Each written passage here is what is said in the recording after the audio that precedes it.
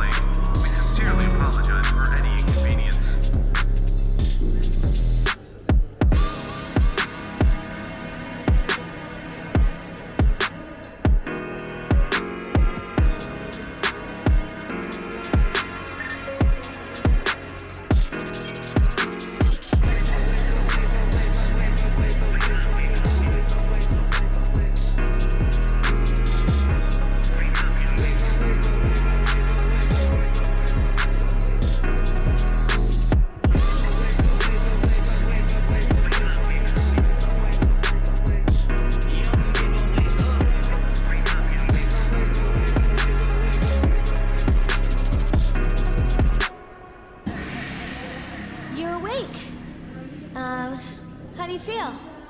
Thank goodness you finally came to. How much sleep do you need? It's been a whole week.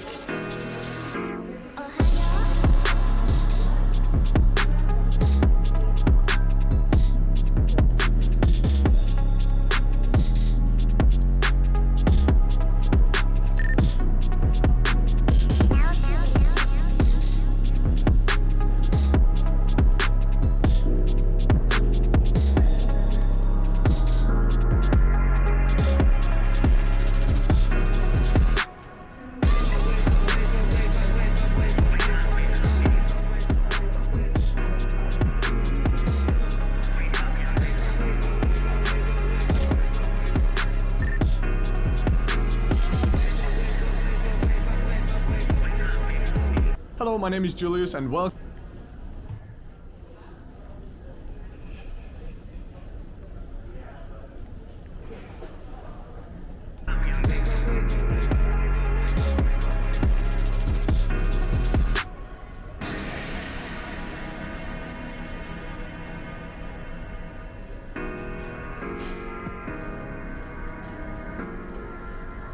Thanks for listening.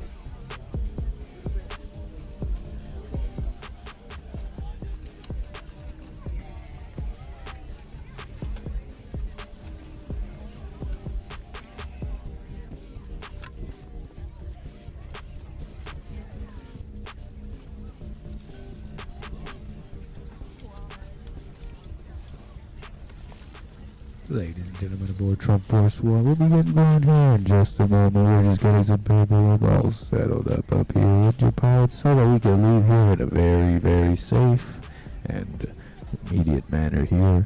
We have a very special VIP on board, so if you could please be kind and patient, we'll be leaving shortly. Flight attendants will be coming on and getting everything ready for takeoff. Thank you.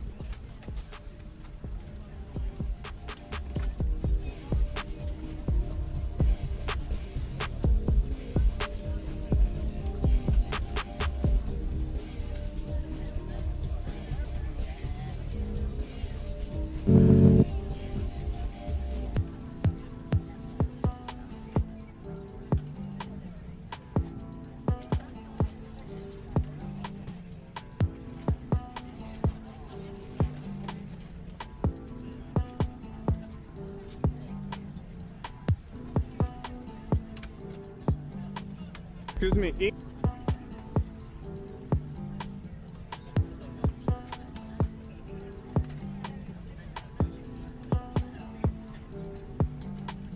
English or Spanish?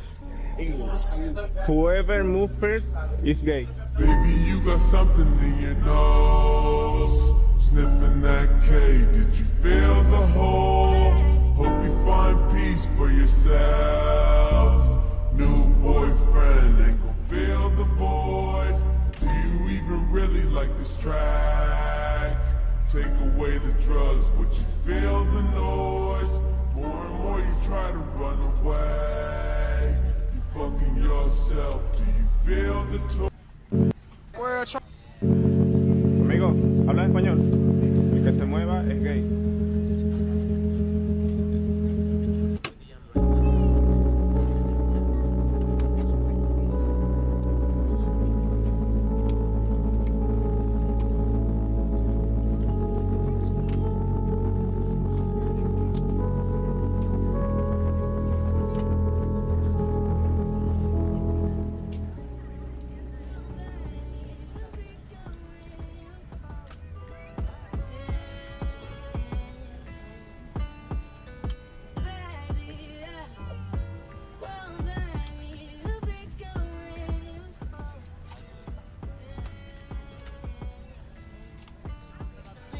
Plenty of battles in my time, and I know what it takes to come out on top. So before I unleash my Obama Hamaha, let me give you a little advice. You can throw everything you've got at me, but it won't be enough. I've got the power of hope and change on my side, and that's a force you can't reckon with. So bring it on, because I'm ready to show you the true meaning of strength. Here it comes.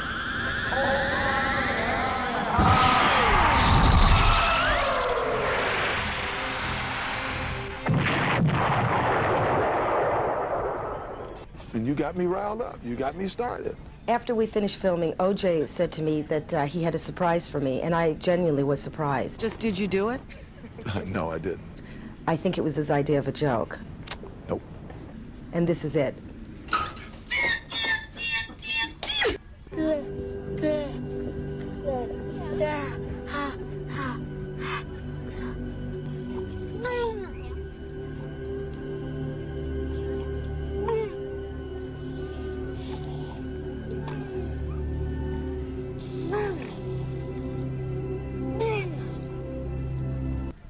In this bank is discrimination. No, it's not. Okay. How about fucking now? How about fucking, can I come in the fucking bank now? Yeah, that's way worse. The speech last year in Berlin is only part of it. Did Barack Obama give this big speech in Cairo that the Middle East seemed to like? But I think that's exactly the problem. It's not just the Berlin speech, but in Cairo he said, any world order. He said, any world order. I'm laying down a beat for you. Keep going. Any world order that elevates one nation over another will fall flat. I think that goes against the idea of American exceptionalism. Exceptional fast food and exceptional dance moves. Most Americans believe that this country was gifted by God, a blessed nation, and that we are better. Yeah, we the promised land, a sacred place. Getting blessed by Joe Biden from space. Hey. God bless America. Hey. God bless America. Hey. God bless America.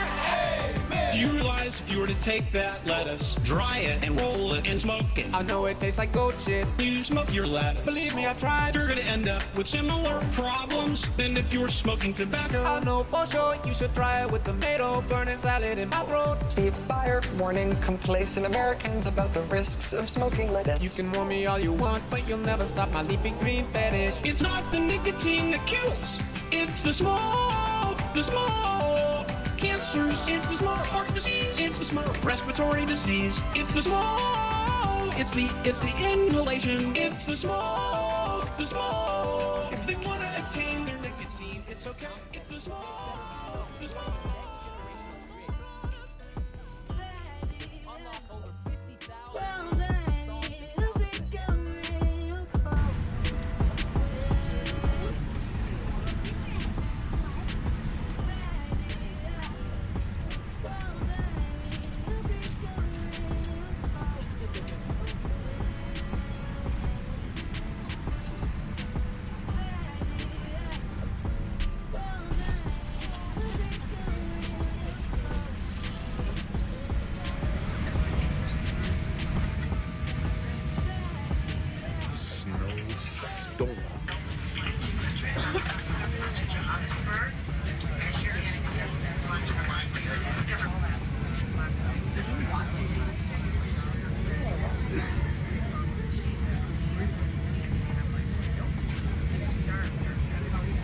King Kong is trapped in a snowstorm going to the motherland. I need some answers.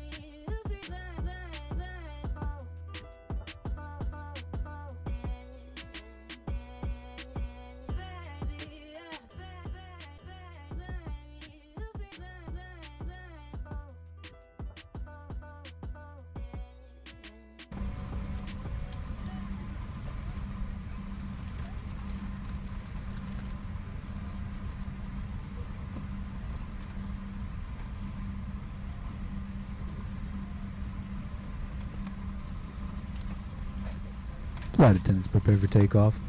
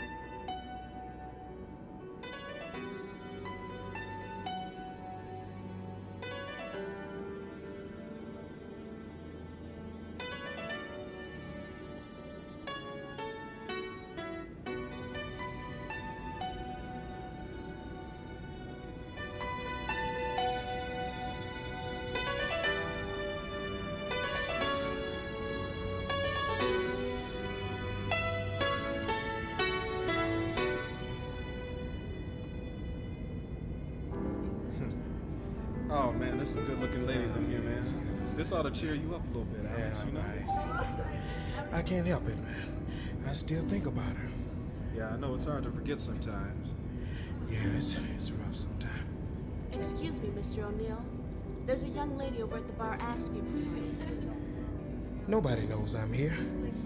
Well, I'm afraid she was quite insistent. Oh no, it's her. Well, don't stand there, man. Go over and say something to her. But I don't know what to say to her, man. If you still care, it won't be hard.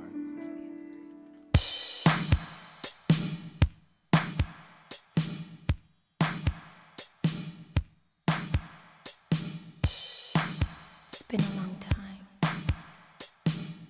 I can never think I was going to see you again. See, you haven't changed. It's good to see you anyway. Sunday, Monday, Tuesday, Wednesday, Thursday, Friday, Saturday. Love Sunday, Monday, Tuesday, Wednesday, Thursday, Friday, Saturday. Love Sunday, Monday, Tuesday, Wednesday, Thursday, Friday, Saturday. Love Sunday, Monday, Tuesday, Wednesday, Thursday, Friday, Saturday. When I think about you, my feelings can't explain why after all this time, my heart still feels bad. How you doing, folks? Appreciate you being with me. This is your captain speaking, the American Anchor Baby, and we're getting out of here. VIPs on board. Trump Force One out of New York, KJFK, JFK International. On our way home, taking the big guy home. Going to Palm Beach International here to take him to Mar-a-Lago, folks. Appreciate you being with us. Should be a nice flight. Not even, like, no weather ahead. Should be easy skies on Trump Force One, folks. Appreciate it.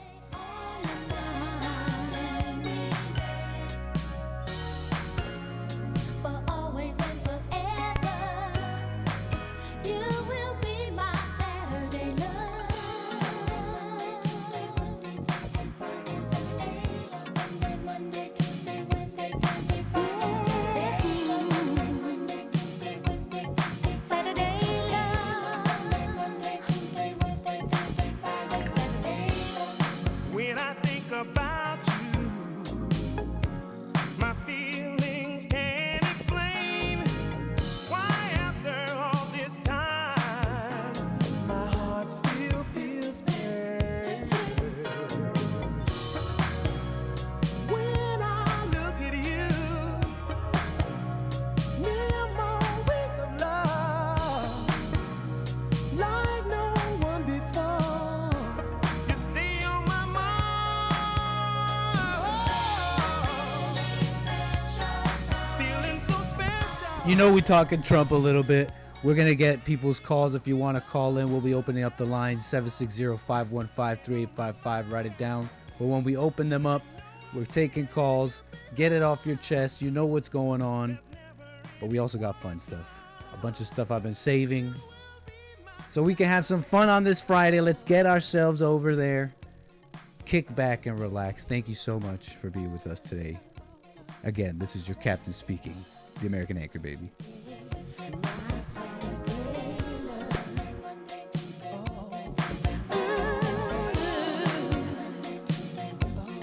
Saturday love.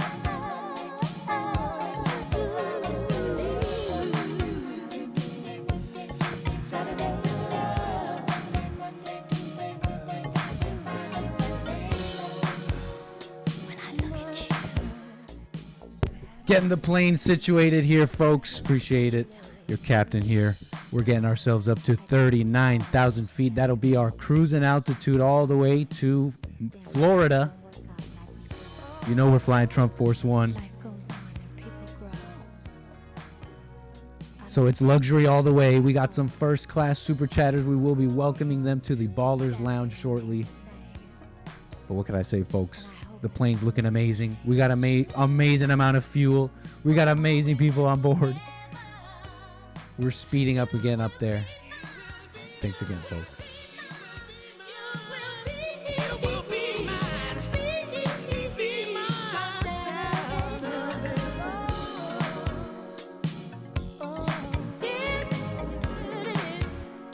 Let's sing it together. Never on Sunday, Monday's too soon. Tuesday and Wednesday just won't do. Thursday and Friday, we can be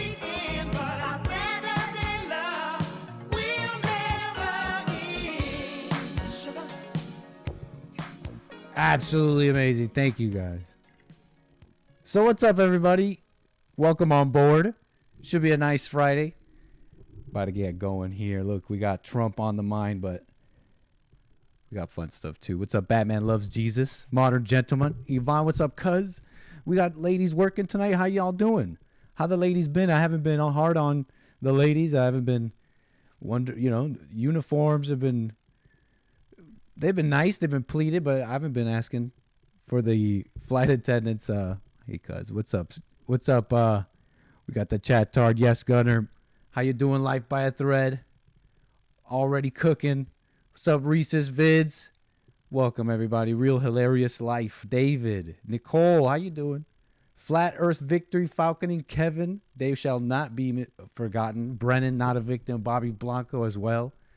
Jasmine, it's nice of you to join us here. Electrical Noises. That's a name I've never seen. Hey, Jasmine, you looking for a job? How you doing, woman equals female? Does that mean you can work too? Because they're supposed to be stewardesses. Now that we're on Trump Force One, I use all the DEI affirmative action pilot language, liberal globalist language when I'm flying American Airlines, when I'm flying all these other airlines. But we're on Trump Force One, okay? It's going classic. So stewardesses, right? Someone correct me where I'm wrong. Steward eye? Okay, anyways, that's a joke. How you doing, folks? Let me say hello to the people. This is your captain. It's a little dark in here in the cockpit. Let's see what we could do. Well, look at that. Well, look at that. How you doing, everybody?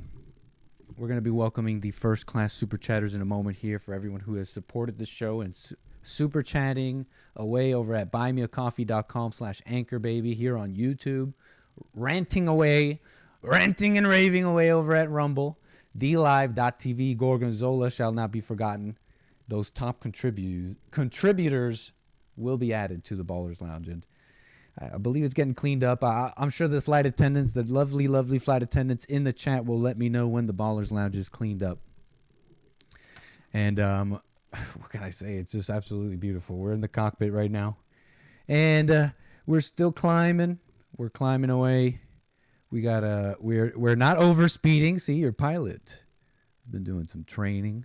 We're flying Trump Force One, so we're flying the easy A320 Neo. Lately, we've been flying the fly-by-wire A320 Neo for my aviation guys in the chat.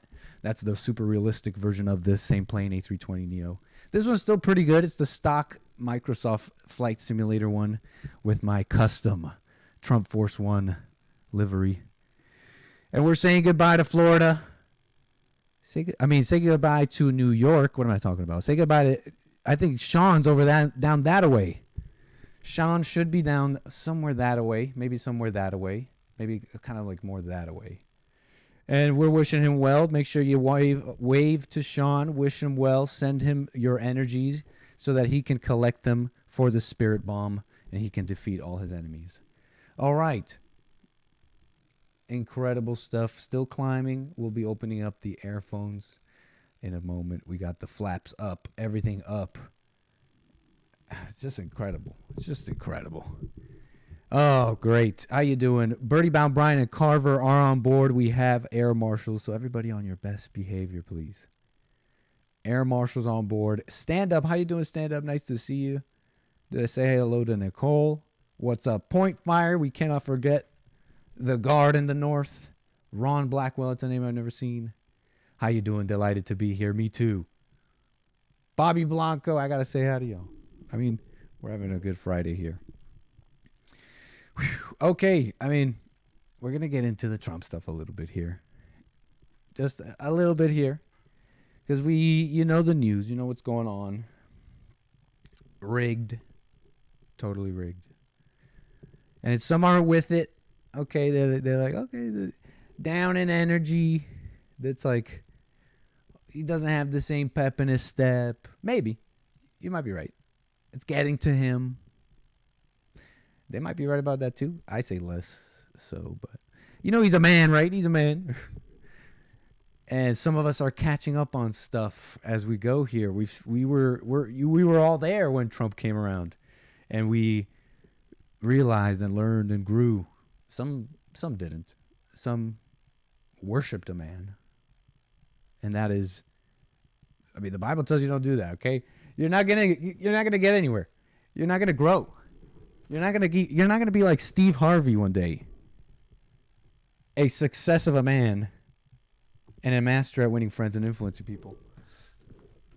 Okay, so we're all there. It's kind of like when COVID hit. Remember? We're like, oh, dang, this is bad. This is scary.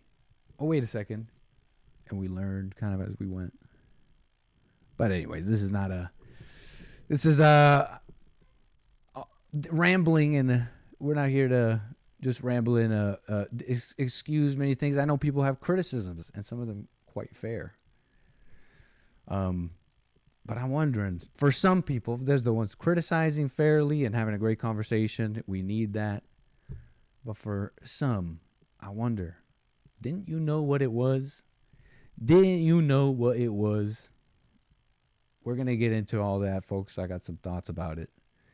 But we're still climbing here. We need to welcome all the first class super chatters, get them into their first class seats. People are already calling, even though the number's not, the number's up on the title. And I don't want, so callers, don't go anywhere. We will be getting to calls. I just don't have like multiple lines like the JLP show, right? So we're going to be a little patient here. We're going to do things one at a time. Trump donation site still down. You can funnel your ill-gotten gains to Nick directly through buymeacoffee.com/anchorbaby. Right on. Incredible. So again, a little patience with the calls. I believe, let me see here. I believe, camera's blurry.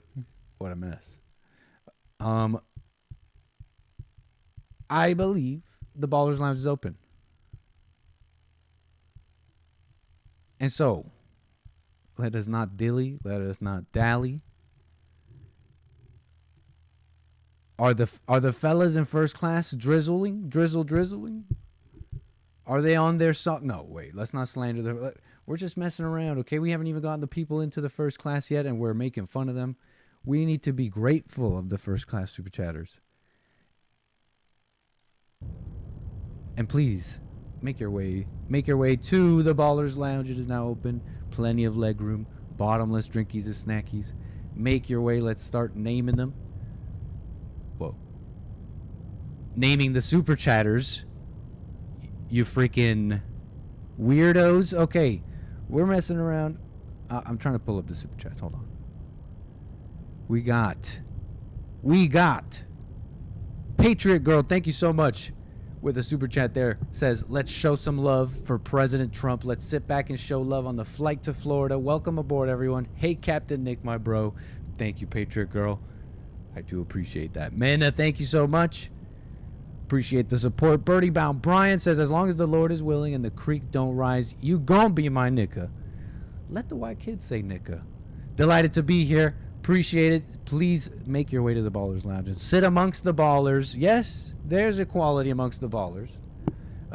We're talking about just baller status, ballerdom, okay, baller lore. Like the Bible says, it's neither man nor woman, okay, but it's baller. Okay, Terry Strange, please welcome Terry Strange into the Ballers Lounge. We still flying with Trump, she says. Please make your way. I believe we still have a few more. Not a victim says, I take back saying she, her should be asylumd in safety and peace. Just keep her at home. And I believe this is a continuation from Friday, I think. I mean, yesterday, Thursday, where he said, let's put women in an asylum of safety and peace to live until marriage. And so, thank you for that, not a victim. Please sit amongst the ballers and do not forget, Prime Baller. Baller is Prime, Lord Spike Protein. This is your flight, sir. Thank you so much for your generosity. Make your way to that middle seat over there in the Ballers Lounge or whatever, man. Like, you like, what's you want this? You want the lounge, You know, you got the lounge, you can have the private room, whichever one you want. Lord Spike Protein, sir. You know, we have many cushy amenities for the baller, prime baller on the flight. So appreciate that, sir. Wow. Okay, so let's see here. We also have GMD Jim, the Hake Report, and Coffee Talk with Sandra. They will not be left behind. Please make your way and sit amongst the most luxurious of people on the plane. On Trump Force One, no less. Incredible stuff. Okay. Thank you again, really. Thank you so much for the support. I hope you're enjoying you enjoy these shows, and just sit back and relax with your bottomless drinkies and snackies. The ladies will be coming by for whatever you need. You know, we got a lot on the plane. So okay, I think we are cruising altitude. 36 thou. It's okay. Well, we're gonna turn on the airphone here in a minute, but I want to, I guess, kind of the plane phone, airphone, whatever. Maybe just work out some of my thoughts here on Trump and all this. Because, you know, like I was saying earlier, this downturn, it's not the same Trump, they're saying. Some are saying. It's not the same Trump. You know, I mentioned earlier, it's like all the things he's had to confront. It's, I don't know if a single American man has had to confront such things. Statesmen, presidents, and this is the full front of what, let's call it, we're using maybe inaccurate terms, but we're communicating here of interests against the American people, sovereignty of the government of America, and going up against that whole establishment. Okay. I mean, that's kind of been the story. You've heard it since 2016. MAGA, Make America Great Again. This is we're going to change it up from here on out. You know what I mean? And so some are saying it's not the same Trump. And there's something I'll say about critics and all that. I love it. There's some really interesting things being said about the GOP and even Trump himself. Comparing the first term, the ills of the first term, the wrong people that were around him, the things that didn't get done, so to speak. But on that, you know, on his record, you think about everything he went after. Nobody did that. Nobody did that. Or am I wrong? You could call me in a bit here. You could tell me where I'm wrong. But that's what it seems like. It's like one guy did what no Republican, Democrat in like what? Can we call it 30, 40, 50 years has done? Since the beginning of America?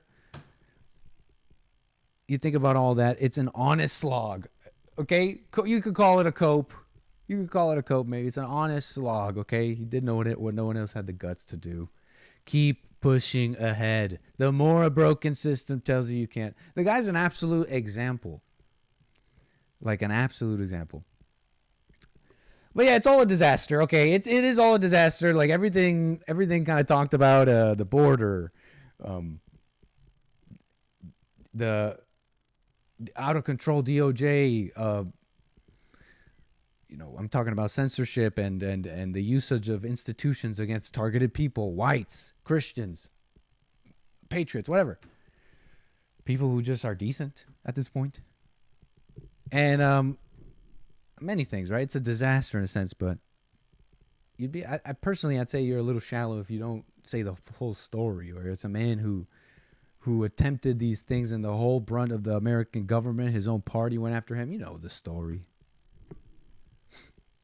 And the GOP, the most embarrassing disaster ever. I mean, I got into politics when Trump came around. I've been following it for quite a bit now. Well, you know what, under a decade. And to see Trump at all align or become like or act like this disaster of the Republicans, GOP. I didn't grow up with Republicans. I too saw what they said they were about, like others, like Jesse. I read like the Republican thing, and I get it, but it's been quite clear.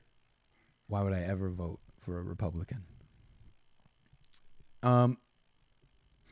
So anyways, what I'm saying about the criticisms, it's like right on. There's some people with level-headed criticisms who are they're the 11th man or whatever. There's the theory of the devil's advocate, of the odd man out. You always got to have some opposition in politics and government. You got to have the devil's advocate in a sense. As a test, you get it? So for anyone seeing a downturn in like in like messaging and energy and all that, I appreciate staying like tough, staying radical, staying over there, kind of being willing to pull the conversation and pull things towards your end, in a sense, right? I'm talking politically, you know. When it gets to war, I want to say something about that. It gets a little funny, but so the GOP embarrassing, But you might forget, you know, I've had the same view of Trump practically since like the beginning, because I got into it kind of like doughy-eyed conservative. Is that fair to say? I mean, I'm not saying I don't think the same. What I'm talking about is kind of like what I said on my show the other day. I remember like getting into politics a little bit, and I got The Antidote. This is my copy, pretty sure. Missing the cover, or maybe this is not my copy, but this is definitely mine. This Dennis Prager book I mentioned, Still the Best Hope, and that's how I got into it. Seeing Trump through all that. What I'm trying to say here is I'm glad that I kind of got into it like a baby, because I never really had this view of him like he's got to do this or do that. I just heard what he said about the border and all these things. Like I said, fair criticisms on some stuff there. And it awakened many things in me. I've mentioned this before. You know, just seeing the attacks on a man like that, it woke me up to the realities of the spiritual world. There is evil afoot. Like you've heard me say it before, if you don't know. But that's kind of how I even started thinking about anything beyond the physical, in a sense. Maybe I thought about it before, but I had adopted the words of atheism. I had adopted these intellectual words and, in a sense, shut myself off. But whatever. Seeing all this evil, you know, it kind of like opened the door there. And I've always kind of just seen him as this straight up dude. It's like I called Dennis Prager. Just a straight up. No, he's like just his simple approach, straight up, and amazing things have happened. Awakenings in individuals. You get me? You know how like young, even like shallow awakenings, like, you know how the red pill, some of this red pill stuff does help like young guys to like get their lives together, in a sense. You know, it's a positive force. And for a lot of young people, like I'm not talking about people who are having fair criticisms and they're sober-minded, they're not just emotional. It seems like there's a disillusionment. I wonder, didn't you always knew what it was? And if you've been watching me at all, you know I've always maintained the same focus with my callers, what I talk about with politics. As this Trump stuff has gotten worse, as justice and two-tier justice systems and attacks on just decency have been going on and on and on. And people have called me like, what do we do? I've always maintained the same kind of focus of, well, what can we, the individual, what can we do? And I've been saying that forever now. Like, even in the beginning, producing with Jesse, I couldn't help but nitpick. I couldn't help but nitpick a little bit on this, on this like fanaticism, so to speak. Like, yeah, he's God, Emperor Trump, obviously, but didn't you know you're his brother? Don't you know you're his brother? Don't you know? Don't you know that, yeah, you gotta show up and work on yourselves, be competent like Trump, and follow that example, because, he's just a guy. He's one guy. He's one guy, and that's how it goes. I don't know how we're still rolling with Trump. That's just clear. And you can't even disagree with me. That's why I have no problem. Trump Force One all the way. Like, even if you say it's just better than, he's just better than Biden. So you might be right, but I don't know. I don't quite see it. Like, I'm just saying that for anyone cringing, I don't know, cringe away. We're still rolling with Trump. That's just obvious. So, some of my thoughts on what's going on. You know, like I said earlier on the JLP show, I definitely totally expected guilty, jail. I've been thinking jail for like a while. Like I'm thinking, it would be surprising, unprecedented, like everybody says, but that's everything. That's how every attack against him has been. It's been scorched earth from the get-go. We're talking FISA. We're talking crazy stuff. The spying on the campaign, like. And so,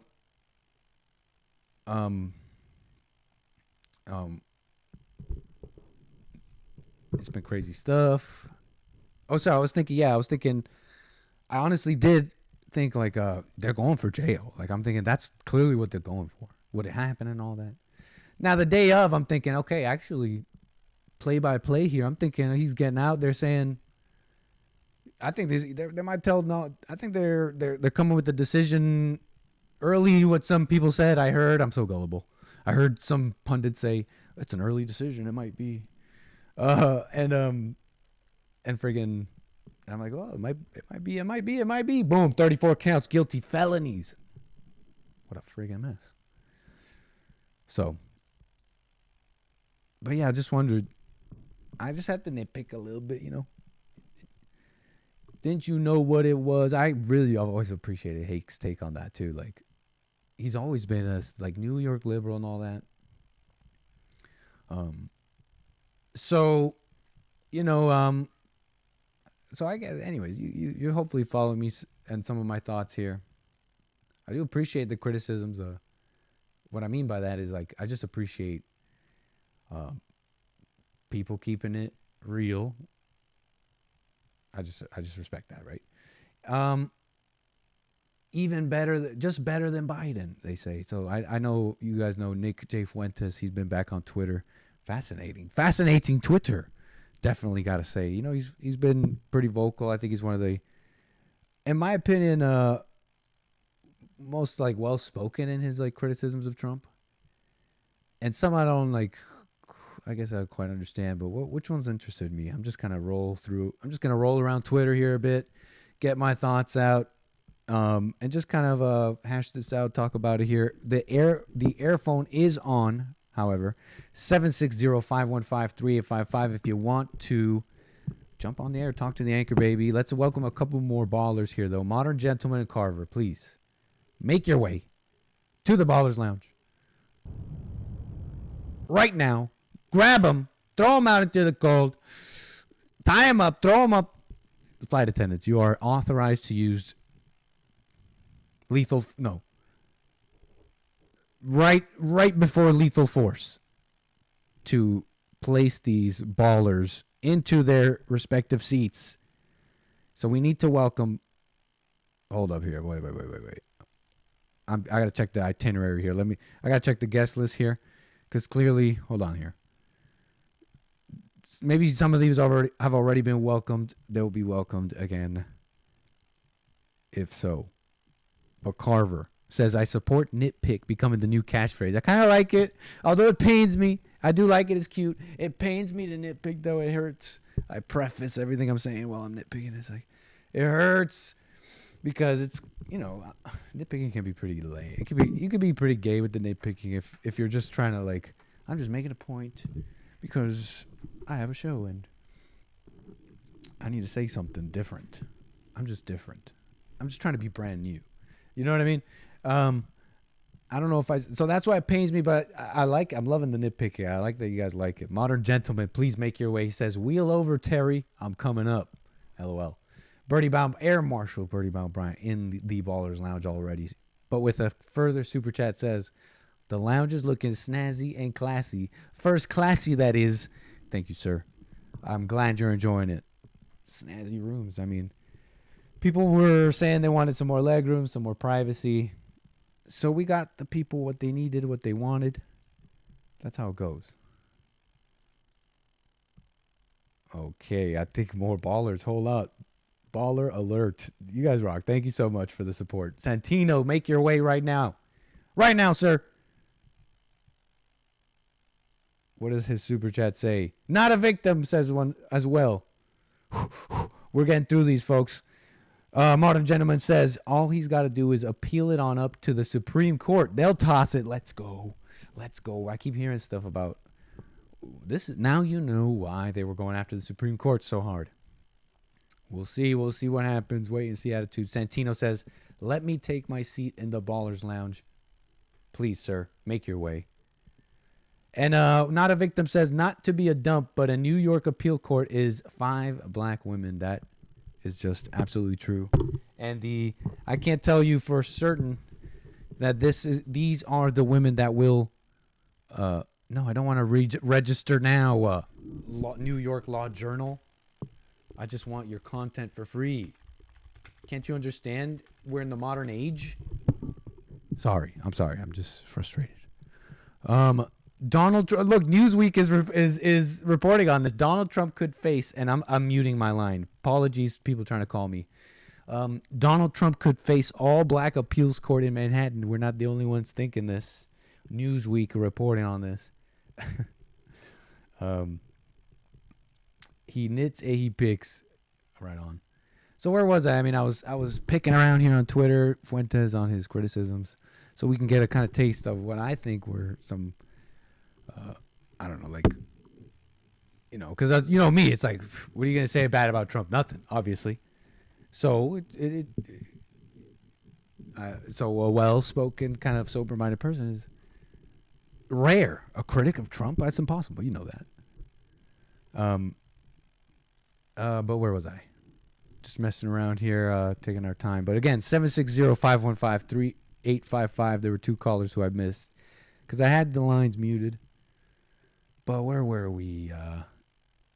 Yeah, he's saying, I don't know if I'll vote for Trump in 2024. I think I probably will, but only because the alternative is a complete disaster. I mean, we can agree on that.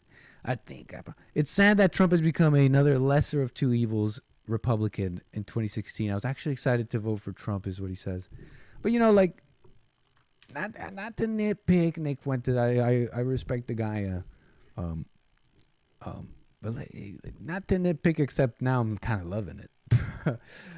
Here's like, if you could call it Cobra, but look, where was it? Trump, Mother Teresa. That's what it was. You know, I'm hearing he's not even talking about immigration anymore. It's just not there. It's not there, and it's like. Then I heard those claims, and then right after I get served the video from the AP. Because of the confliction. And he's like, what does he say here? You have a trial like this? I think it's one of these videos where it's the erroneous one I played on the JLP show, okay? Earlier. He goes off. He's like, no, the border, Venezuela, these friggin' Venezuelans are coming in. He doesn't say it like that. Nit playing the wrong clip again.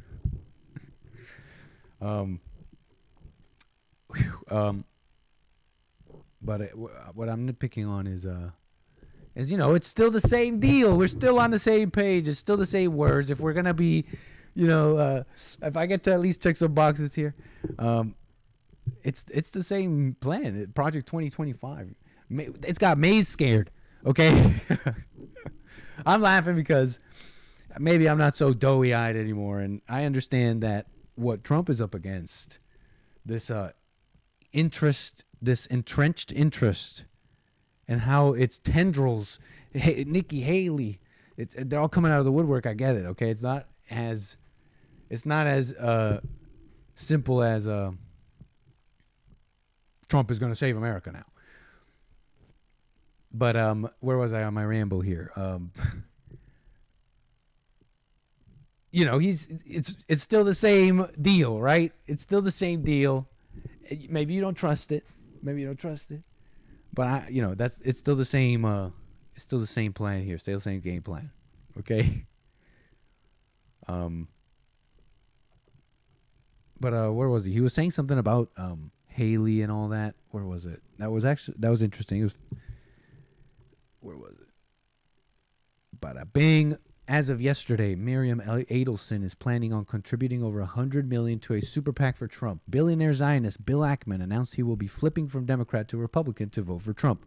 Nikki Haley endorsed Trump because of his support for Israel. So, you know, Fuentes has critical of those connections like that. He says Israel's just they got too much control over the Republicans. Yeah, that's what he says. And okay, so some names, where was I? Some names he's saying, like Bill Ackman, I became aware of. And I'm seeing Jordan Peterson criticize this Bill Ackman, who's this billionaire guy, who's like a total liberal Democrat. And he's like, because now Bill Ackman's coming around saying, like criticizing some of this woke stuff and woke DAs even I saw. And he's like, how can this even be? He's saying. And Jordan Peterson's like, how come I'm glad you're coming out now, but where were you all of a sudden? Okay, I guess you're realizing after this attack and Hamas, you're realizing, okay, maybe we were wrong with this I don't know, anti-oppressor stuff, because now they're coming after us. That's the thinking for some. I don't know. I'm just reporting some of the things I've heard and seen. And so that's what he's pointing out. He's pointing out this these people are supporting him. I personally, he's running for the Republican Party, right? That's what he's doing. We know the GOP. It's at this point, we know how it is in the GOP. Anyway, I'm not saying he's even. I'm not even saying he's wrong here. I'm just kind of reporting on the criticisms here. We're rolling with Trump. I'm straight up with Trump. But let's get to this call here. I appreciate you calling me. Who's on the air? What's your name? Where are you calling from? Test. From Terry. Oh, we got Terry, I believe. Terry, Ohio. How you doing? Me. Hey, appreciate your call. Hi. How you doing? All is well, Terry. Well, yeah, I wanted to call in. I didn't want to talk about this yesterday because I didn't want to, it's kind of a simple thing, but I know we talked about the G word before. Uh-oh. Yeah. So I'm pro G word for everybody so that we may have racial unity. Yeah, but I asked you about having a pass before and you said that you didn't think it was a good idea. Did I really deny you a pass? What was my reasoning? You did. You thought because I was asking for it, I probably shouldn't. Oh, that's kind of a good reason, don't you think? No. You can have one. Thank you. That is just so unfair. Thank you for calling me out. I promote racial unity. G word passes for all. Can we get the N word pass for all, folks? I'm just saying. Yeah, that'll be another call another day. Chat's like, you just give it up that easy. I don't know. That's more, I mean, I had a phase when I was a teenager where I thought I was edgy saying it, so I kind of got it out of my system. No way. I could kind of see that. I could kind of see that a little bit, maybe. Yeah, you know. Like I mean, in that like I see a edgy kind of fearlessness kind of thing. Yeah, you know, Like, it was the times, you know, and we were testing boundaries, and you know, it slipped out, you know. But I don't, a little more than slipped out, maybe. it was said intentionally. That is funny. Yeah, with love, of course. With love, Always. of course.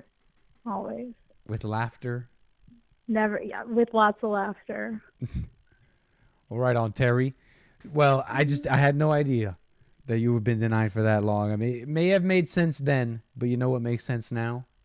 A G word pass for you. Thank you. All Absolutely. right. Well, I will use it responsibly. I sure hope so. That goes for everybody in the chat. All right. Don't Well, that was it. That's all I wanted to really talk Yeah, no about. problem, Terry. That's absolutely no problem. Enjoy it, and I appreciate your call. All right. Take care. Call me again. Yeah, G word pass. Like, that's just how it goes. Okay. Terry been saying the G word pass quietly under her. Been saying the G word quietly under her breath this whole time anyway. Yeah. Take care, my glizza. Nice talking. Yeah. But okay. Well, where were we? We were just messing around here on the Twitters before we move on to all this amazing stuff I have for you, just funny stuff. But yeah, 760-515-3855. Why is it choppy? Uh-oh. No. Don't tell me it's choppy. Is like the whole stream bad? Like, let me know. Like it's just like choppy, or what are we saying? What we saying?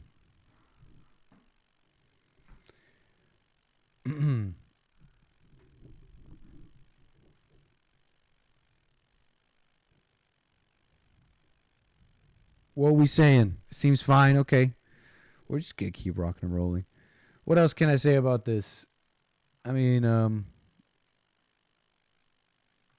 do you guys get it? I have no real thoughts on this anymore. I kind of said what I had to say. I do have to say, though, like, on Twitter, I've seen this response like, we're totally winning. We're totally winning, conservatives. Just right on, Republicans. We're totally winning. We're winning. This is a sign that we're winning. Like, maybe, like, a sort of, in that, maybe like, these ideas and these thinking, this awakening, whatever levels, or, I don't know, just going from hate to love. Yeah, that's what MAGA is. Don't cringe. And in this, maybe there is a winning there, because look how hard they're trying to cancel it, put it down. They said he's a sexist, rapist. They said sexual controversies. These are felonies, and nothing's bringing down the campaign and all that. So you got to wonder, like, there's a winning, I guess. But I don't know. Just hearing that. We're winning. We're totally winning. We're totally winning.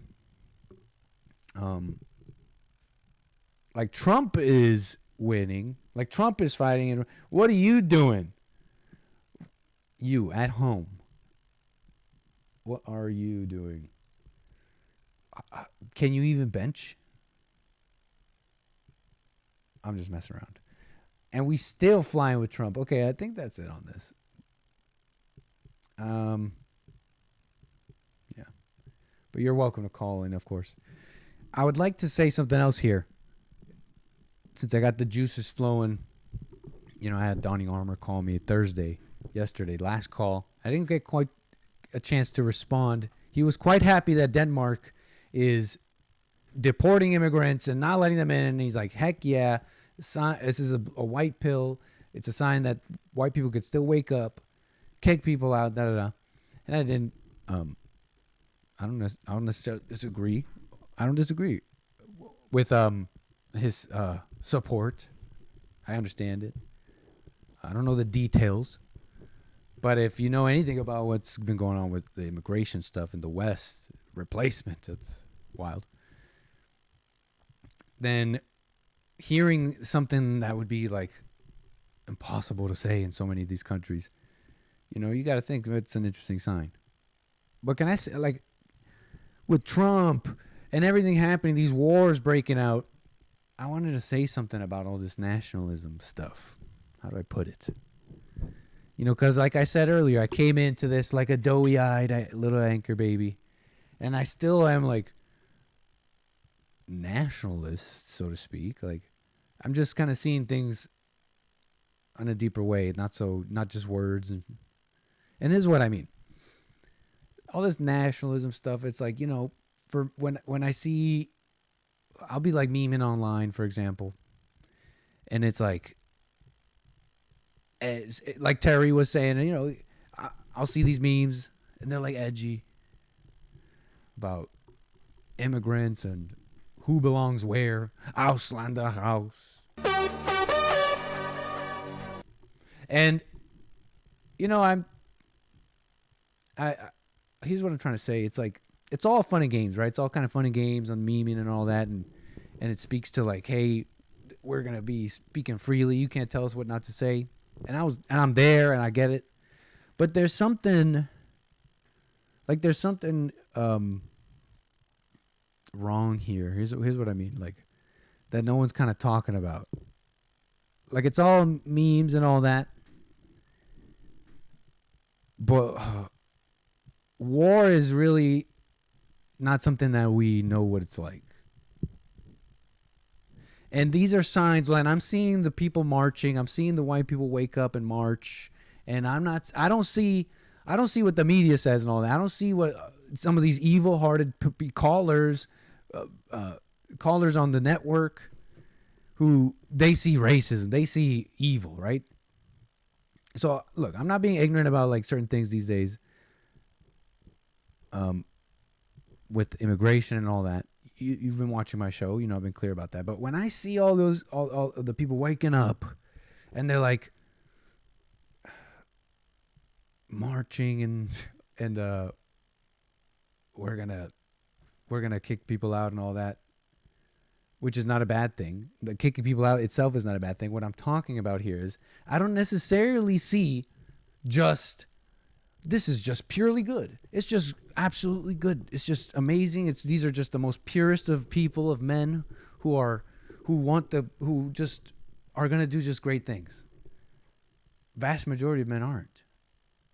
And you don't need a lot. You only need a few to wake up and make grand things happen in the world, in a country, and all that. But do you see what I'm saying? I don't necessarily just see like this is just great. What you're seeing, in a macro sense, is conflict. And what begets from conflict? War. And I'm not saying there isn't a time for war, but it's not. It kind of stops being kind of like memes and fun and games. It's conflict between men. And this is the story of history. This is of recent history. Our lifetimes, we've just been in a blip of peace. And we have our criticisms, but at the same time, we're here still enjoying it. And at a time where it's kind of being challenged and all that, like I said, the challenges may be just. They may be what has to happen. You know, I was saying with my caller the other day, I guess the globe, the foreign policy, in war and politics. Let's put it like this: in conflict at its basic level, there are win and lose conditions. And how can you put white people in a lose condition and not think something's going to happen? And I'm not saying I promote violence, but you see, that's a kind of a deeper view than just we're memeing and we're kicking out the immigrants. I mean, if I was just like, if I get a chance here to idealize and like create a utopia or a fantasy, it would be done like nicely, and people would be you'd work with people, and people would maybe even understand, like, okay, we should go to our places, stuff's getting crazy. And if things weren't so crazy, a small amount of guests somewhere wouldn't be such a big deal. And if people didn't see that as such a bad thing, oh, I'm a guest, you would know that that's a great thing. You could be an amazing guest and have an amazing life. But anyways, look, it's not just waking up great, amazing things. It's conflict, and it's kind of serious, and it might even be what has to happen, right? But when you kind of see it, these are just the things I was thinking of. And when I say what has to happen, I'm not saying any moral thing here, because what the heck do we know? When you get to this point in this level, what the heck do we know? Well, you're wrong because this person took the land, or you're wrong because and then you just go back and back and back. And then I realize the Bible is true. We don't know right from wrong. Is that in the Bible? We don't know right from wrong. What the heck? And I'm going to get to my caller here. Let's not let him go, or her. Hey, caller, do you hear me, caller? Don't go anywhere. I'm about to finish this sentence or two and get to you. But maybe I forgot my sentence.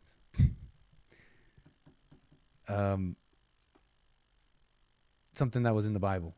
Yeah, we don't know right from wrong. So to say these nationalists, they're wrong or they're right, that's what I mean by what has to happen. Because man has a wicked heart and the ego exists and they must fight. But I got a caller here. Let's not lose our caller. How you doing? Your name and where you calling from? Donny Armor, man. What's up, Donny Armor, man? I was just talking about you.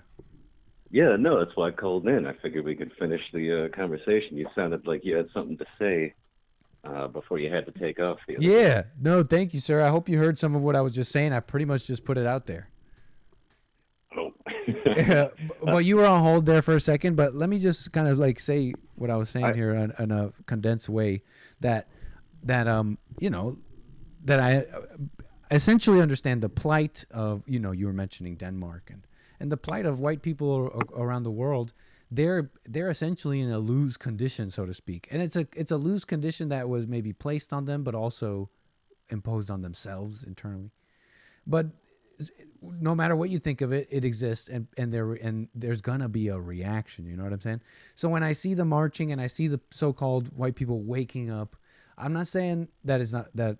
I don't see what the media sees. I don't see a bunch of racists and a bunch of evil people, but I don't necessarily see, wow, this is just purely good. Like, there might be just things in what's going on, but that all these men are just like purely hearted people that only want a good thing. No, what it is conflict, and conflict is war. It's messy and might have to happen, but it's not just this hunky-dory, rosy thing of they're waking up finally.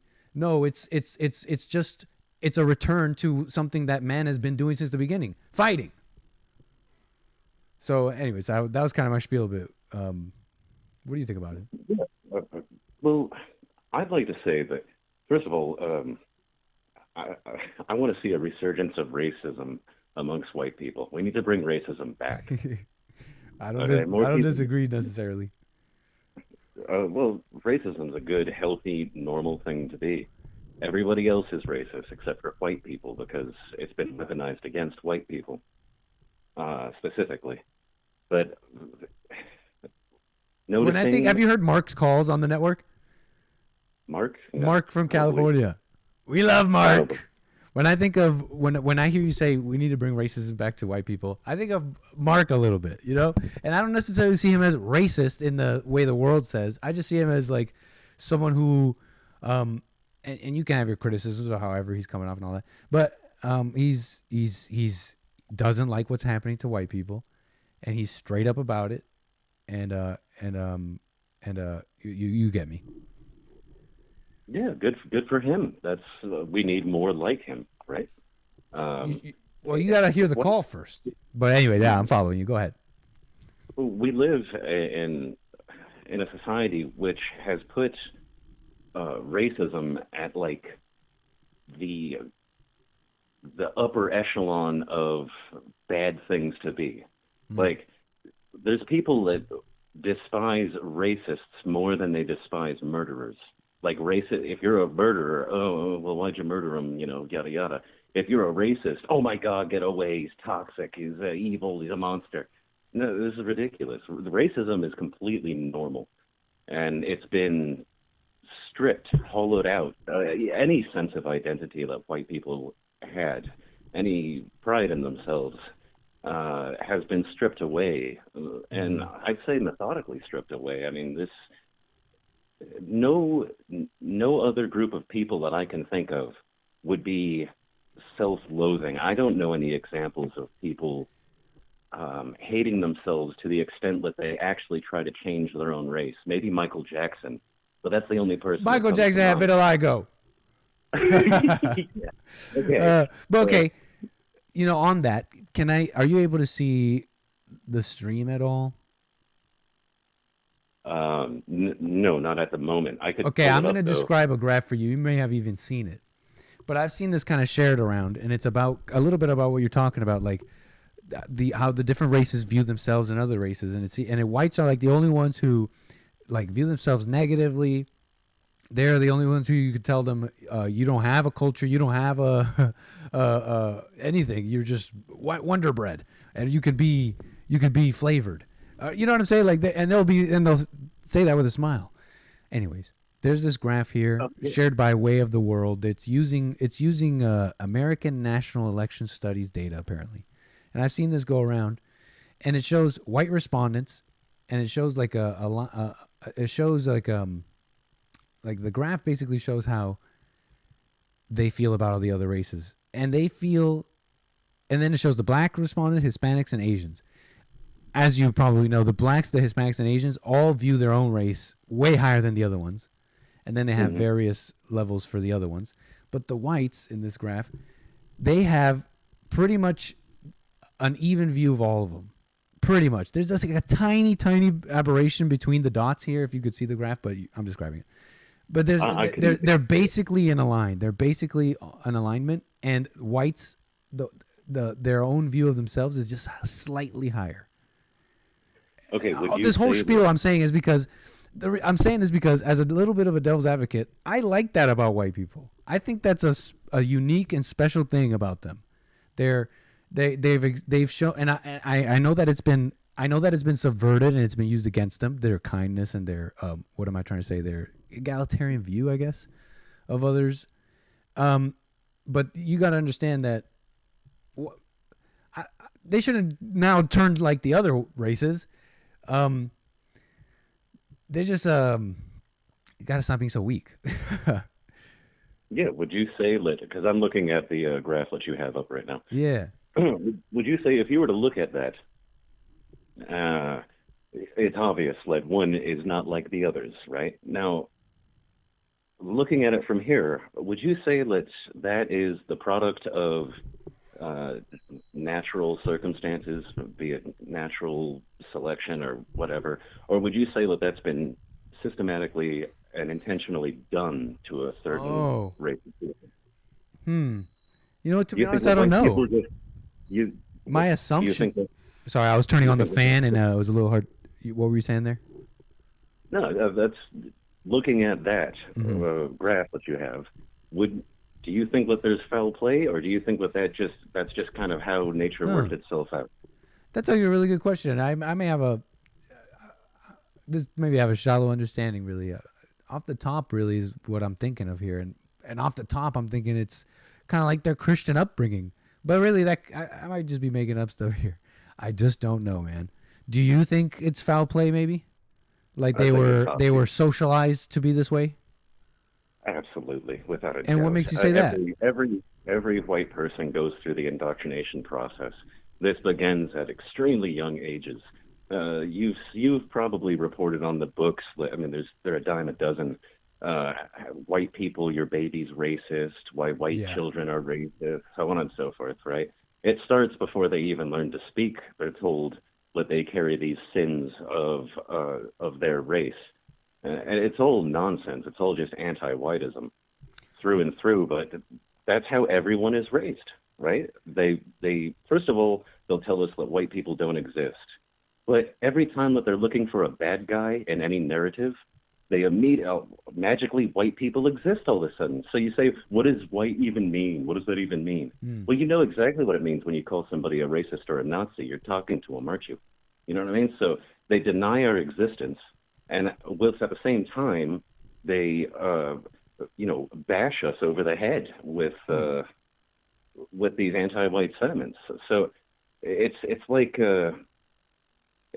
an abused dog, cowering in the corner, and standing up for itself, speaking openly and honestly is what comes with that. Well, you might lose your job. Your reputation might be permanently damaged. You may have to move your house and move to another state. All kinds of things. They try to destroy people's lives, and they know that they can do it. They get away with it all the time. We actually reward people for harming white people. There's a case that just happened where a group of black men got a white girl incredibly intoxicated. 40 times over the limit, 40, and then they took turns raping her, and then kicked her out of the car. She got hit by another car, died, and now they're trying to argue. They're trying to argue that it was consensual, and that they shouldn't be charged with murder. I kind of remember that story a little bit. Yeah, and were they charged with something? Yeah, they've been charged, but they're arguing that it was consensual. Which is obviously nonsense. You make a clear point on the things you're saying. Those are things that are happening. You make a clear point here. And can I zero in on this story you brought up a little bit? I don't want to cut you off though. What were you just saying? No, I'm just saying it happens constantly, and we have a media that is not controlled by the whites that does not report on it, or they try to hide it. You know, you'll have to flip back to page 15 if you want to read these types of stories. But a good friend of Jesse Lee Peterson's, may he rest in peace, what's his name? Colin Oh Flaherty. my God, yeah, Colin Flaherty. That's all he would do, would cover those stories, and he never ran out of those stories. They happen all the time. Absolutely true. Man, so look, you make a clear point, man. These are things that are happening. If someone would ask you, well, what's your proof or evidence of what you're saying? Well, there you go. Can I zero in on this story you brought up, though, about this that white girl who died after those guys and all that? There, if we can just zero in on there for a moment there, murder. Why were they saying it should be murder? And did he get that? And did he get something? No, they're not saying that it's murder, but I think that it's like negligent homicide or something like that is what they want it to be. But they want the rape charges and everything dropped. I mean, how you can give consent to that and be 40 times over the limit of intoxication? How anybody can consent to anything being 40 times over the limit is mind blowing. I don't know if I've ever heard of 40 times over. I don't even know what that's like. It but sounds to me like would you agree that at some point she consented to something in her life in that night? Well, my point in saying know. that is simply because you're saying it should be murder, right? What I would say is that much more likely, through the anti-white propaganda that she was probably raised with and taught in school, she probably felt obligated to prove to these black men that she wasn't a racist. And they do this all the time. It's a game that they like to play. It's pretty major speculation there, but I mean, I'm not even going to be like ignorant and say that that's not possible. But listen, I wanted to zero in on this story because there's something interesting happening here. Wouldn't you agree with me? I mean, you just said it yourself. So there's something. So it was her fault in a sense. You even said that, because of the way she was raised and because of all this stuff that's going on, she maybe even felt the need to prove she's not racist. So you're saying that's her fault. Trying to prove that she's not racist would be something that a part that she played, right? No, I wouldn't say that it's her fault. It's she was victimized by society and the educational system. Like, it's true, like, victimized. Like, that something happened, like, it had to happen to her. It wouldn't have happened to someone who wasn't like her. That's because that doesn't just go around happening to girls. You know what I mean? Well, if and isn't it interesting that what, this is speculation, but let's follow kind of like your thinking here a little bit. Isn't it funny if the reasoning was, oh, she's trying not to be racist? Blow that up to the macro level. That's like literally what's happening with white people in America. And you're going to tell me they don't have a part to play there. They don't have like something they need to overcome and they need to see in themselves. That's wrong. I'm not following your reasoning, to be honest. Think about it. If she was this person, I know she was 40 times over the limit, but why? How did she even get 40 times over the limit? Why is she around these people where this can even happen? Somewhere along the way, there was something she agreed to, right? You know, frozen will, but somewhat influenced and agreed to. You understand what I'm saying here? And so that concludes that there was a part she played. There is a fault that's hers. Perhaps she made poor decisions, but absolutely, I'm not going to hoist all of the blame on top of her. And let's take it all the way to let's say we took it all the way where you took it, where it's maybe she was even trying not to be racist. That would be something in her. That would be wouldn't you're. It sounds like to me like you're saying that you wouldn't even blame her for that. That's not her fault at all. If she was trying not to be racist and got herself in trouble, you're saying that she's not even to blame for that. No. And why do you say that? Because she's a byproduct of the society that she grew up in. Just like I've experienced all of the anti-whiteism, and it has affected me as well. Are those blacks at fault that did that? Jason Kuna calls them mean pathogens. He's spoken with. But they're just products of the environment too, no? Like you said. they're just products of whatever you're talking about too. Who? The blacks in this case. You're saying she's not to blame at all for, I know it's speculation, but she's not to blame at all for, let's say if she was trying not to be racist and got herself in trouble. You're saying she's not to blame at all for that at all because she's just a victim of her environment and she's just doing that. Can't we say the same for the blacks in that situation? No. And why not? Because they gang raped her and then kicked her out of the car when she was so drunk that she could barely stand. Well, I mean, what? Am I to blame if somebody burglarizes my house, they kick the door in, and they shoot me, and I die? Do I have some blame because I didn't lock the door? Well, were you flaunting expensive things and leaving your door open and not realizing it's not the same America where you could leave your door open? Then yeah, you have a fault. So I should hide all of my valuables. Yeah, maybe, but now we're getting into kind of extremes where it's like the most extreme example will now destroy reality. Where it's like, so what? Am I supposed to just, so it's my fault if I just get randomly hit by a car? Well, no. Now when we go there, it's like, yeah, I guess random things happen. Although I'm gonna leave an asterisk on that one because I'm not even entirely sure of that. But anyways, you're saying I'll agree. It's like, yeah, sure, random things may happen, but that's like you're talking about extremes. In most cases, and even in an insane case like this horrible thing where this young lady was raped and all that and died, there is a part you play. This is just an example. I don't want to get hung up on this particular case. But we got time. I'm taking my time here. I'm enjoying this. Thank you. But go ahead. You were saying. But I mean, we can go further down this, but my main point is that this has been done to white people, and I think that graph illustrates it. Because I understand what you're saying, and my point. Finish up. My bad. If you go back, you don't even have to go back that long. White people had a very real and very solid understanding of in-group and out-group. Now that has been diminished, and that hasn't come just from white people themselves. That's come from various areas. It's come from outside sources.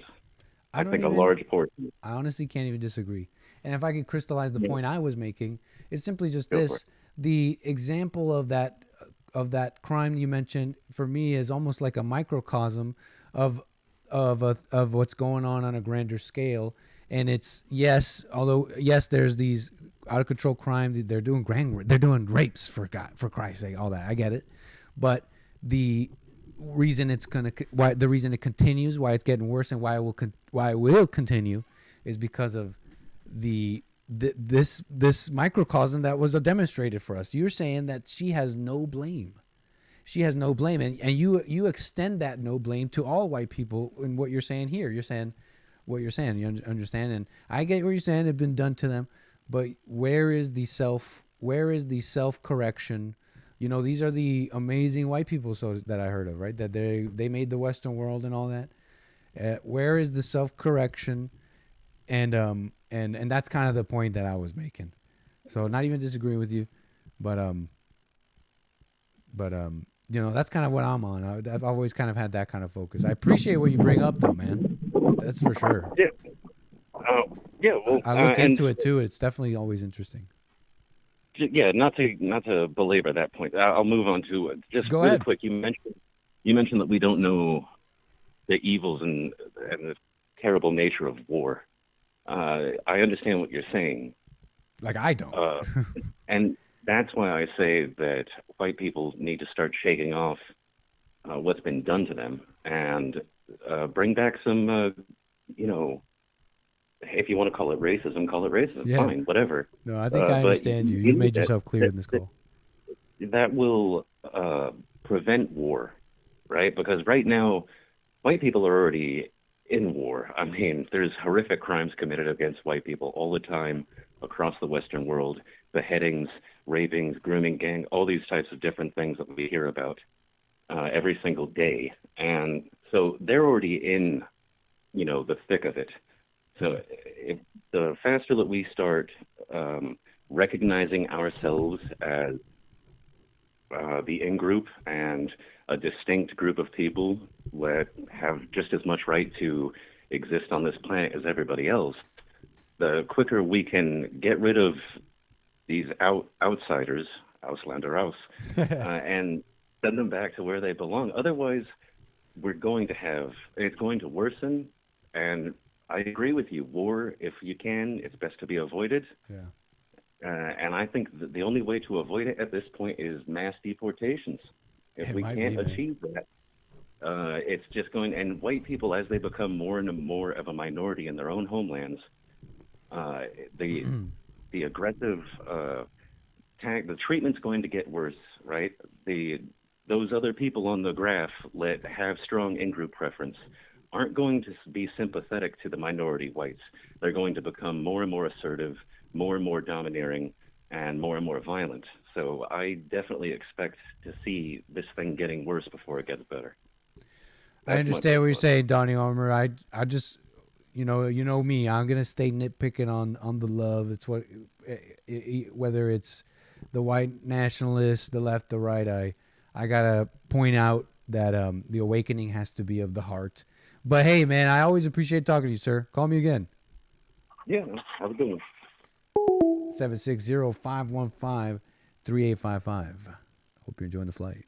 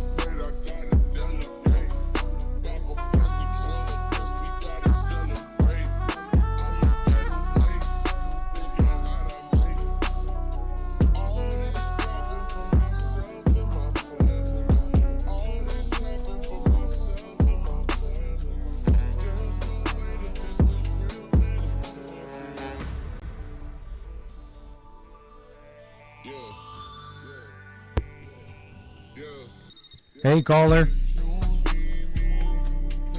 How you doing? You're on the air. What's your name and where are you calling from? Wait, hold on. Do we got Flor? Yeah. How you doing, Flor? Guatemala, how you doing? Hey. Welcome. Hey. So I was just listening to this last caller, and I have, I'm a little bit confused about what he was saying. Mm-hmm. So he was stating that he believes that a little bit of racism should be back, right? Correct.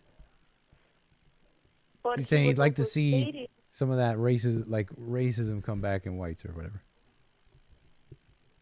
Right, but he was also stating that children are being pretty much taught since a very young age to basically go against the whites, right? That's what how's that Floor coming in, folks? Are you on speakerphone, by the way? No, I'm on my home phone because I my think cell you're phone's loud not- now. I think you're good now. You can hear me better now? I think so. So repeat what you were saying. So, but he was also stating that nowadays children are basically being taught that since a very young age that whites should be hated for what they have done. Right. Yes, that's their education. They're being indoctrinated like that. So basically racism is against the whites, right? Correct. Yeah, I'm following you. So I think from what I'm understanding is not bringing racism back because racism already exists. It's just against the whites. I'm totally following. Yeah, I think I'm following you. Yeah, you're saying the racism's already here. Right. So from what I'm understanding, he just would like to reverse that racism to other races, not the whites. Essentially, maybe. I don't want to speak for him because we were doing a lot of maybe assumptions in our conversation there, which is probably not good on my part, because I'm thinking, he meant racism in that conversation could have meant a number of things. And it could just mean like someone who's have you heard Marx calls? Who hasn't heard my yeah, sort of like that, where it's not necessarily that he, at least not outwardly, has a necessarily like outward hatred for the different races. He just, says things that people say that you're not allowed to say. So racism could have meant that, but honestly, it also means what you're saying too. That's what that's what it is for like pretty much everybody. It's just like, I want to get to do it to them. But flesh out what you're saying here. I want to understand you. Maybe I'm not understanding you. Go speak on this. Yeah, that's kind of what I understood. I was like, but it makes no sense what you're saying, because, I mean, if you want racism back, I mean, you're stating that racism is already among white people, which I found terrible, by the way. I hate that. I hate how they're depicting white people as the bad people. You guys are awesome. But it just didn't make that much sense, so that's why I'm calling, because I got lost through what he was really saying about that. But also, how would that make any difference in changing anything if you're just reversing it? That's a great question. I don't know if you would. It's just more of that war, more of that ego. They're going the way of the people they say they're criticizing. They're saying they don't want to be, but they're becoming just like them. Exactly. It makes no sense. I am pro massive deportation towards illegals, but I don't think that because, for example, my husband, he's very much white. I'm from Florida, and I am Guatemalan, and we just happened to met many years ago, and we fell in love, and I wouldn't find I don't know, like, right, I guess, that I would be rejected just because I'm from another race, and it just happens that the person that I'm in love with, it's also from another race from me, right? Absolutely. No, I'm following. So it just put it to me, that's just my point of view, I'm a woman and we think a little bit different. No, I'm following you saying that's not right. And this is what I was kind of trying to say, that it's not a clear-cut thing. When I'm seeing the white people wake up and saying, well, we're not going to take it no more, we're going to deport, it's not I don't see it as just a clear-cut, like, well, this is clearly just, the source of this is clearly peace and love. No, I think the source is anger. They're reacting. And so what do you get from that? You get war. You don't necessarily get something good, but it might have to happen because, you know what I'm saying? Like, it's all speculation, but the human nature is the way it is. People are fighting, and you're getting them backed up in corners, identifying with their groups. So if that were to come to that, I'm not saying it's good. If you were to get kicked out, I'm saying that's the chaos of conflict. That's the chaos of conflict. Have you read philosophy, Nick? Sort, maybe a little bit. I've read The Antidote.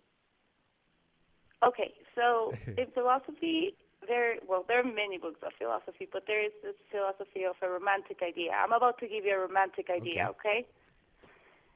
In my point of view, my perfect world, in Flora's perfect little world, I will be focusing more in my spirituality and being with God than what race I am surrounded by.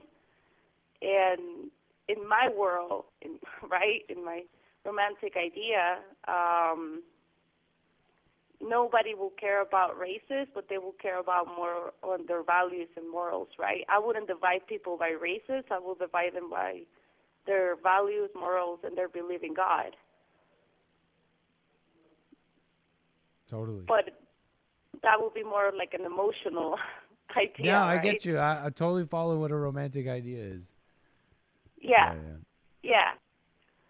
So it's just like no, I don't want to cut you off. Go ahead. Mm-hmm. Yeah, no, it's just it's not a clear-cut thing. It's I see conflict, I see anger. I don't necessarily see white people waking Yeah. up in a positive way. Yes. Yes. Well, See, but I you think see what I that- mean by like it's like it almost has to happen in some way. Like if something doesn't change, I guess that, and you can't keep that same mentality when the people around you don't care about that. Like they're just not like that ideal world. Yeah. Yeah. I guess because I'm a person from another race, that's why I'm kind of sometimes I'm like, whoa, you know, like I don't like the word of hearing people. We should bring racism back because I'm like, then that means I'm going to be rejected, you know, just because it just happens Not that I necessarily. was born. Not necessarily. How come not? Because what if someone just says like that? It's not necessarily a rejection. Okay. What if someone is just like critical or something, but they don't hate? They're not hating. They're like, okay, I just would rather live apart, and I have no problem with those people or anything. So it's not. Do you see what I'm saying? It's not necessarily a rejection. Yeah, okay. I'm following you. Yeah, okay, see, that's why it's unclear because like I was just fine. letting that racism word go without any kind of awareness to it. Because as we know, racism doesn't really exist. But exactly. But when I was talking with Donny and he was saying racist, I was just thinking of like Mark and just people being honest. And that's not always necessarily rejection and hate. The world tells you it is. You know what I'm saying?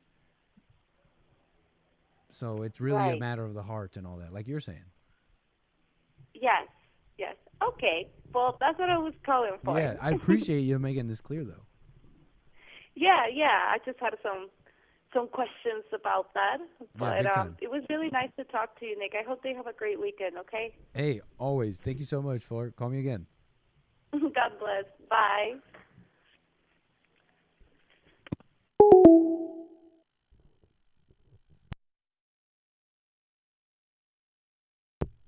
Seven 515-3855 if you want to call in. If you want to talk to the Anchor Baby here. Hope you're enjoying the show here. We're in the cockpit, actually. We should see what the heck is going on here. We've been flying over the ocean. Are we okay? I think we're okay. 39,000 feet. We're going to speed that up just a touch. Fuel's looking amazing. Flight plans looking like we have plenty of flight ahead. Or at, uh-oh.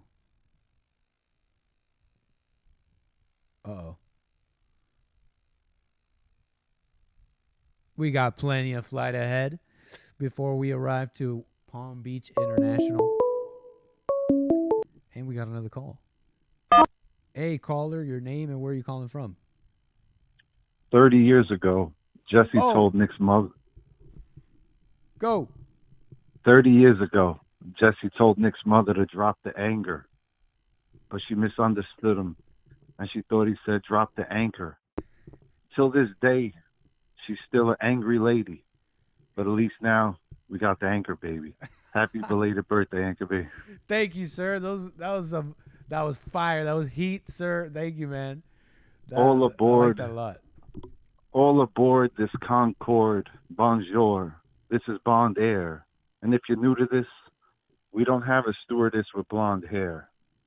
The pilot's Colombian, but never mind what we're smuggling. Proceed to the Ballers Lounge, where the bubbly is bubbling and the lovers are cuddling. Keep it up. Bond Right, Air, man. I wrote that down. The next one, right? Just whatever. The next one is it's might be offensive to some. I don't mean any offense. I'm trying to touch on the topic. I'll say deporting instead of the word ording. Ah. Thank Okay? you, sir. The penis will rise in the morning like a phoenix. First comes the courting, then the aborting of the fetus. The woman finds excuses and makes up reasons. The man blames the woman as if it weren't his semen. Two lovers become heathens, believers of a great deceiver with nothing left to believe in. With their souls contorted, they become newborn demons. Empty and heartless, they become beacons of darkness. The devil is coming. He is cunning and versatile. But return to God, because he is ever merciful. Fire in the chat, sir. Fire. Put your fires in the chat. I wrote. You ready for more? Keep it coming, sir. This one's about the ego. This one's about the ego. I don't know where to go with it, but I've been trying to hash it out. It takes a lot of food to feed the ego, because the ego is a parasite. It's going to take a lot of evil to feed the ego's appetite. The ego will eat you alive. It feeds you lies as it bleeds you dry. The ego wants a designer dog. The ego drives a car that you can't afford. The ego will leave you dead and broke. And I've got more, but I can't figure it out. You're working it out. I see where that you're going one, with that one. Then I got some more kind of hardcore, nothing to do with Bond, just some lyrics. You want to hear it? You're giving away all your archive of lines. I do want to hear it though. I'm not giving it away. It's whatever. I'm going to see you at the wake when they lay our brother sleep. I'm going to take a race. I'm going to bring a wreath. Staring in the grave, though, this shit is getting deep. But I'm not going to weep. I know the worms got to eat. I am my brother's keeper. I am my cousin's reaper. I put a dozen deeper. Go ahead, print 100 t-shirts. Have them all read rest in peace. If we got beef, I know the recipe. This life will be the death of me. Bobby Fischer isn't checking me. Death is a chess match. Life is a death trap. If they don't bring my bread back, crackheads gonna get their head cracked. If they don't bring my dope back, they gonna be some blowback. Blowheads get their head blown. Dope heads get a headstone. I got Glocks, mops, and chops with every option possible. Leaving ops in a box or motherfucking hospital, cause dodging obstacles isn't optional. Eating white and saying nigga is hard to do when you only crack at the barbecue. But I've been eating oxtail like Kalujidal and Bronx tail. Dang. That one I've been trying to work that one out. I just smile like a goof when you do these, man, but I really do sincerely like them. Oh, of course. Okay. Nick, I appreciate you. I appreciate you. These are straight up. No, for real. I like these. And I need to make a Bond Air livery. That's such a good name. That'll be the Bond. That'll be like the One United, the One United flights, where it's like the more luxurious subsidiary, like Air Canada's Air Jazz. It'll be Bond Air. Do what you want with those lyrics. Something about minorities. There's some stuff I was trying to get through while you were writing, but while you're speaking, but I couldn't. Talking points would be: is the world more globalist now or nationalist? Would you say? Globalist. So then, actually, I don't know. I really don't know. Let's just say it's global. Let's say it's a globalist world, and then wouldn't that make whites the minority? Yeah, they would. And then wouldn't that make the truest minority would be redhead, blue-eyed people? That would be probably the pinnacle of that. So if you're playing identity politics, you're going down a slippery slope, because when you go into statistics, it's something, you could always skew to your benefit. Something I'm surprised you didn't touch on was a dine and dash technique that's getting really popular, where two large parties of people go to a restaurant and order whatever they want to eat, and at some point they look across at each other and they start fighting. That's a technique? Yes, it's no a new way. thing. You haven't seen? Yeah, maybe you could I thought I was cover just later in the watching week. videos of people fighting at a restaurant. No, they're ordering whatever they want. They start brawling with each other, and then the restaurant just tells them both, "Please leave."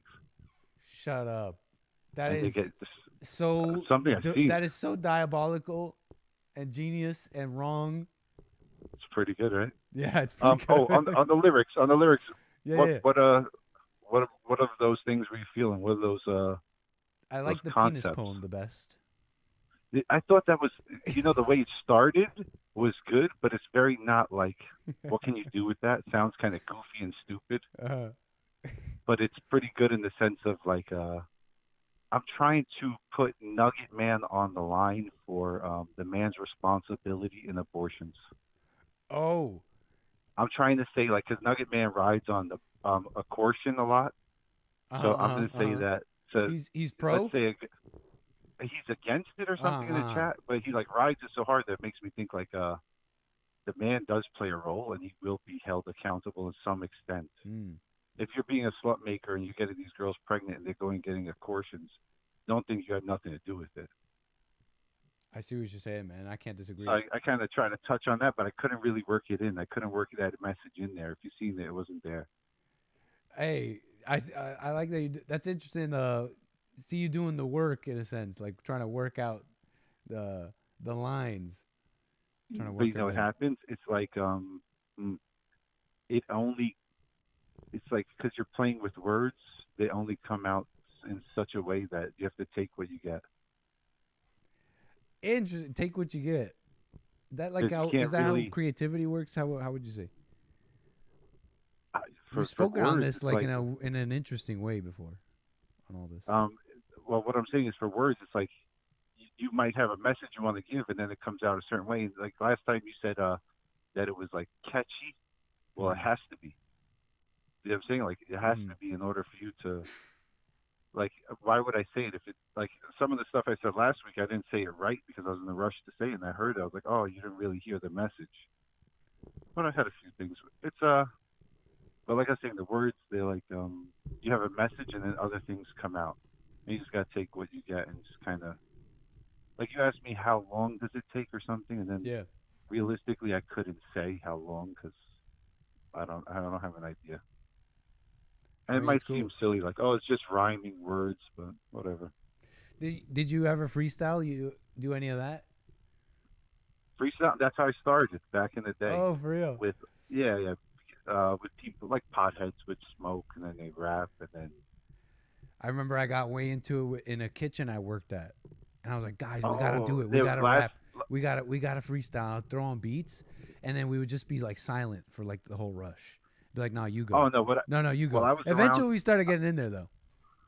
I was around guys who had like been recording stuff, and they were like serious, like Puerto Rican guys and black guys who were recording, and they were freestyling, and they're like, "Come on, jump in," and that's how cool. I kind of got into it. Yeah, but I did have one for you because last week you were doing something about your school, and it was something like you went down. I stopped it. It wasn't that good. It was like something like. He went down a stairwell, two girls holding his hand, and when he came up, he was a man. That is actually amazing. It was something like that, but that couldn't go any. And then I wanted to say something about how I couldn't remember the guy's name who beat you up. But I wanted to say how that guy. What was his name? Carlos. I want to say how he beat you up and you just became more of a man. How you just became more of a man. 55 like Thorncliffe Avenue. We'll never forget. How he beat your ass and just became more of a man. That is amazing, sir. I love that. I appreciate you too, Nick. What else? Did I have any other talking points? Did I have anything else? Here's something I wrote while you were talking. The news keeps on telling me 34 felonies. Oh, damn. A billionaire playboy turned as a felon as an old man. Has the news ever lied as much? Trying to throw mud at a man with a Midas touch. Next level, man. I love it. That was while I was listening to you. I wrote that. But I don't want to go that direction too much because that's like that's kind of too MAGA-y? Yeah, that's. I don't know. I don't want to force it. You know what I'm saying? Yeah. Because then you kind of like, because I could go down this whole thing and have a million accomplishments and stuff. I think. Right. That would totally be like the most obvious way to go with it.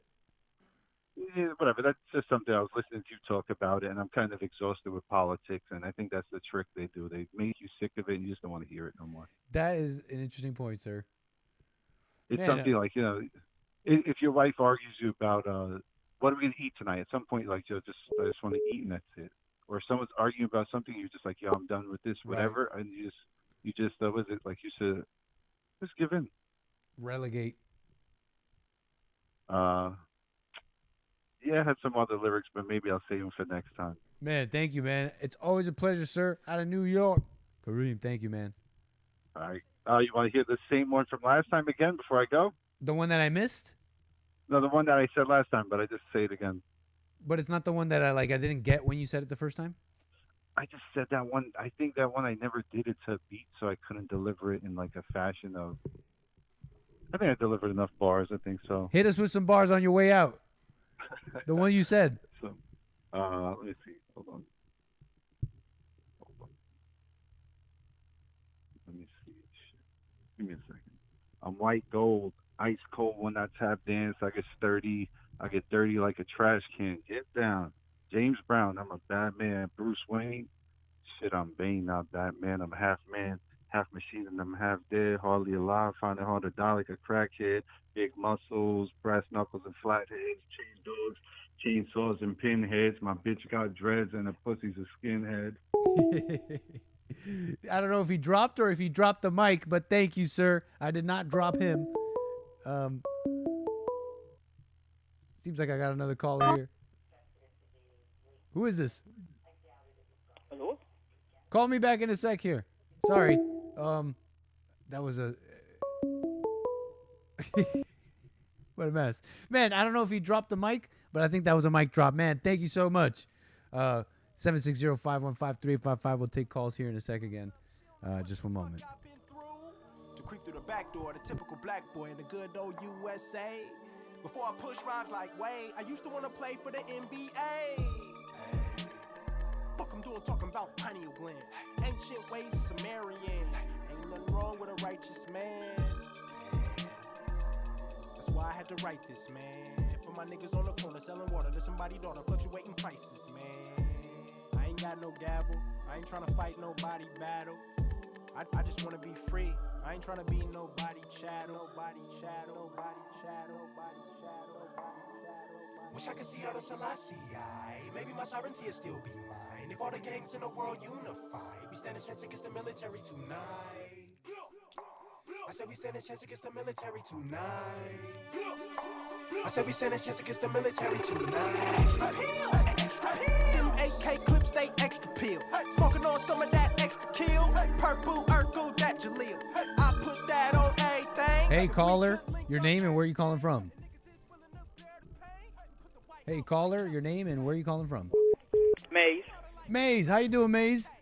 I'm just all right. How are you, Nick? Thank you so much for calling us on a Friday here on the plane. You know Maze is in the Ballers Lounge, folks. You know she's in first class. Really? Oh. But I have a question for you. Well, go ahead, Maze. Absolutely. Well, since all of this stuff is happening, why are people being threatened? I mean, you want to make it's the Caucasians are having problems. Well, why people are being threatened? Because they're threatening the DA. They're threatening everybody that was going on. In this Wait, but who's American threatening? way of doing, huh? Who's threatening? They're threatening the DA, and they're threatening the jurors, trying to find out who their names are so they can go harm them and do all kind of stuff. Who's really? I mean, what's wrong with it? What's wrong with these people? Anger. Don't they want the They're justice system to work? overreacting. Totally that's what it overreacting. is? Do you think the justice system works? Well, clearly no. I mean, look, you're saying we're seeing the greatest political hit job of all time on a man who wants the best for us. Really? Yeah. When did this hit job? So. When did it start? At least mostly. You hear some of them saying the statute of limitation is up. They shouldn't be messing with it. If you committed a crime and you've been fighting the courts to keep it out of the courts, that's the problem. It's been for how many years you been fighting to stay out of the courts? Okay, well let me put it like this. Let's say I jaywalked. Would you do that as an American citizen? But let's say I jaywalked 7 years ago. Okay? Mm-hmm. Let's say I jaywalked 7 years ago. I crossed the streets and I did not even look both ways. And 7 years later, I start a business, and then someone comes up to me and says, "Hey, you know what? You can't start a business. You're a criminal. You can't start your business here. You're a criminal. You jaywalked 7 years ago." Wouldn't you think? I wonder if this is about jaywalking or is this about me opening up a business? No, it's not about that scenario. Don't even work. Just say that Okay, what about a real one? Trump 7 years ago. A real one. Let's say 7 years ago. There's all this. They could have come up with all this, but they do it now because he's still running for president. No, you became president out of those 7 years, and then you had to wait 4 years between them 7, and so after you were not president again, I mean, when you left the office, you should have had to go to trial. But how many times has he been fighting? You proved my going point. to court? Because it would be perfectly clear if you would go to court, prove yourself innocent, and stop running. No, you proved my And point. maybe You people said can see things you said that the 4 years they didn't, but because he ran again, They they couldn't because came he was after him. Is that president. what you're saying? You're agreeing with me. No, they couldn't do what they're doing now because Oh, okay. he was president. So if you were holding back the process yourself, then you're gonna blame it on everybody else. And I want to know, when he say we, were you there with him when he was committing the crimes? Some of the people that's losing their minds over this? When I was, Because I don't think people should be threatened just because you don't like the way the system works. No, A whole I lot agree. of people don't like the I way agree, it works, but but they who's don't doing be trying that? to tear up harm people. Are you seeing news reports on this? Yes. Where are you seeing then you got this people- in a, if in a they significant way? Because you know the news likes And hoaxes then and they're saying, lies. like, I'm saying some of these talking heads, and some of these ill and uninformed can't take. Oh, if like they who? put him in jail, if they Or put him maybe in don't jail, say. this country is going to be tore up. What are they going to tear the country up if they put him in jail? But okay, Maze, if you're talking about those people, I'll answer your question here if you could repeat it for me because I didn't quite hear it. But you're also saying other things. Don't forget what you're saying. Look, on these people, well, I agree with you, Maze. If they're being all angry and crazy, what have I been saying on my show for what? Can we say years now? I don't know. But hey, that's crazy. Don't overreact. You can't be violent. You can't, not with anger. That's where they want you. But on that, Maze, don't you know the media lies and all that? They love these hoaxes. Sure they they love. lie, They 'cause love. they don't No, blame but it. that's They all they don't. do. That's all they do. They love talking about hoaxes and racism and domestic terrorism, But like that's it's what- really happening in a significant way. But when I You're hear telling you me every day, most of these Trump supporters are out here really wanting to hurt but Nick, politicians? it's a fairy tale that they got everything black commit crime. You got to grab your purse. Black's going to do this and black's doing this. But you're not taking a look at nothing else except black people. Every day on the news you see it. But then you can go to state to state, and if you know people in different states, you can see other crimes that's happening, but you don't see it on the evening news. Well, Maze, It's like it's blank. Well, Maze, it sounds like Why you're is doing. that? Well, Maze, it sounds like you're doing a little nitpicking, and although I I'm not appreciate, nitpicking, I'm just asking you I a question. appreciate the nitpicking. You're saying, hey, look, there's all these stories, and you guys are just focusing like as if only blacks are doing crimes. It's like, okay, I appreciate the nitpicking a little bit because you're essentially correct. It's not all black folks. When I look at my life, I personally have only ever met, decent blacks. Like I've never been like, nothing's happened to me in a way that I've had a bad experience, but.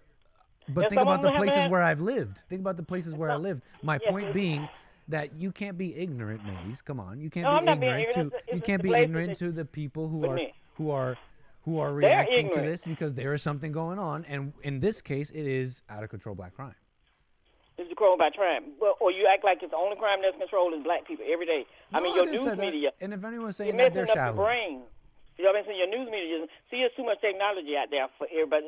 A long time ago, you couldn't tell. They just wrote it on paper and put it the way they wanted to do. And then when you do these surveys and all this different stuff, and looking at it, you see you got wardens in prison looking at the bodies that's sitting in there, and they all are not black people. You got people running. I mean, when they couldn't work in there, you didn't know what was going on. You just had to go by hearsay on what they said. But what's your And so point with you that? got wardens working, you got people working in the prison with these people that's coming through those doors. They can tell you too, but you don't see it on the evening news. All you do is find out something they did 10 years ago. But what's the So how point can with you that? be fair? How could you be fair when you're overlooking and screaming and hollering that the white people, the Caucasian people, somebody is trying to get them? But no, they're the one that is committing the crime because who's the one around here threatening these people that just went to court and found Trump guilty? Okay. They can't What live was their your everyday question? life anymore. Why Now, not? what kind of sense does that make? Because they're being threatened and trying to find out who they are. And then you got him sitting up there not making it any better. It's just like January 6th. But again, what's your point? Like, are you saying that are you making the point that white people are committing crimes? Like, sure, I don't I'm want. saying why they're not having a conversation. All they say we're scared what's going to happen. Why are they afraid of what's going to happen if they put this man in jail? Who's afraid? The media, Fox over there, and Newsmax, and ABC, and NBC, and all of them sitting here like, why are you afraid? If he broke the law, put him in jail like you do another person, and be through with it. You don't have to tear the country up for it. It'd be like all of them nuts that went up there on January 6th and tore up that Capitol and did all of that stuff they did, calling it a picnic. You know it was a riot in there. But we're on the same page But I want on to that. ignore it, act like it didn't happen. But I don't know about that, right? But we're on the same so they're page on mad because- overreacting. I don't want that. We don't want that. Why would they be over? It doesn't make any sense. See, That now doesn't that's make where any you're. sense Now when you that's look where at you're just being obtuse, Maze. you're No, being I'm just you're telling doing you that the on truth. purpose. You're just pretending like No, I'm not. I'm like telling it's you the just truth, what I see. like all these complaints are just coming out of nowhere. That's Like not they're the just complaint. being I'm just plucked listening out to of the you. vacuum as if like there's no like these people are just racist. Like they're really not coming They up. are. Oh, They come sick. on, man. I'm not gonna call them racist. They're sick. They're sick. You people. just did though. And then they want to turn around. They want to turn around and call black people criminals, but they're not criminals. Every group is criminals. Every group. But is as like easily they're as you're criminals. saying, what you're not making a point. You're just saying white people commit crime. So let me They Uno do, but reverse they act card like on they you. act Black like- people commit crime. But listening to the people on your show, James' show, Jeff's show, is like it's only black people. The reason why they upset is because the black DA was the one that took Trump to trial. But They you're mad with him. judging. Then when You're it came to judging the black individuals. when You're it came to judging the black individual president- callers. You're judging individual callers No, I'm or not. individual comments Then you you see have a- online. See, And we you don't like agree. it online. People are They're walking overreacting. around every day. Huh? And you can't say Trump this. If you even try, you might get beat up if you say his name, and they don't like what you said or give your opinion. You might get beat up. I mean, like, well, That's why, wrong, why though, all right? This violence, why this violence got to happen? When they're supposed to be Christian, why don't they just be peaceful? But why is it so easy for you to call out this violence? Say, why is this violence happening? White people in crime. But then it's like a That's problem. right. It's a whole problem. It's a problem that anybody's even bringing up black crime or even saying that at all. No, I didn't say it was a problem. But you seem to have a total That's problem like- about it, saying it's they're like, like- why are you pointing out one They're out, right. You're not focused the on other? black people every day. You're talking out of But both then sides of your all mouth. this- You're saying you're this equal. I see it all equally, That's but right. also That's right. you. I see it all equal because you say, like I said, you got people, you got prison guards looking at them coming through the prison. We don't know what kind of crime they commit, but this black man over here, you gonna show him that he did this.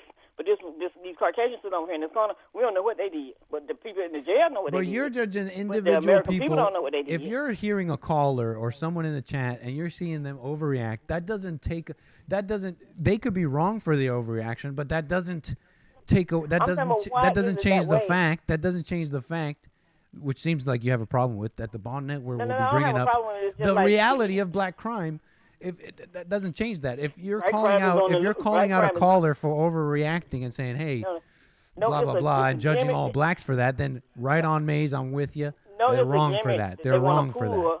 and you But look at why the do you criminals use on that the- as a come on point? with Why do you use that as a point to discount what's because wrong I with the know blacks? I know there's more than black crime out there. I got sense and I can see. I don't disagree with you, Maze. But they don't Did act you like hear they my do call well. with? Did you hear my call with Donny Armor earlier? Yes, I did. And did you hear my little spiel about what's going on with white people? Didn't you hear me make the point that, hey, why all this focus on what's been done to whites, and why not look at yourselves and Because they put the focus grow? there, Wait, that's did why. you hear that call? Did you hear me make that I point? didn't hear all of it, but But they did you want hear to me focus- make that point that, hey, whites, why focus on what's happened to you and all that so much, and why not put some of that focus on, well, how can you improve? Well, that's what I would like to know. Okay, How can they improve? we're on the same page, right? Yes, we are with that. Nice, Maze. I So wish we when it could comes to fist bump crime- right now. Okay, I when it got one comes- for you though. Let me reverse that on you. Hey, Okay, why is reverse all this? Why all this focus on what the whites are doing, and why not some internal look at, hey, blacks, we got to do a little reformation of ourselves here. Everybody got to do a little reform. No, but we're talking about blacks now. It was real easy for you to say that about whites. No. They have to do some formation too. But one thing they do need, and what I wish I could see, the people that own these guns, that put them in their hands, just like they did the crack and stuff. I wish they would arrest them too. But why are you stuck on past stuff Putting like them in the that? neighborhoods. What? Get over that. Because they don't. What you say? It's time to move on from the crack stuff. No. And It's whatever not they time. did. Opioid epidemic If is they out there did too. or not. It's out there too, but it's not talked about much. And nobody's going to jail for it. But That's let's just move like on. Trump. We should move on. Don't you think? It's time to move No, on from the crack thing. We'll move on when they put them in jail for it. Oh, So they come can have on, a record. Maze. Now, wouldn't you think that would be fair? If it were left it up to you, Maze, we would just tear everything apart. No, we wouldn't tear everything apart 'cause I'm not a violent yeah. person. And I don't like to see violence from what I'm seeing. And I don't see people.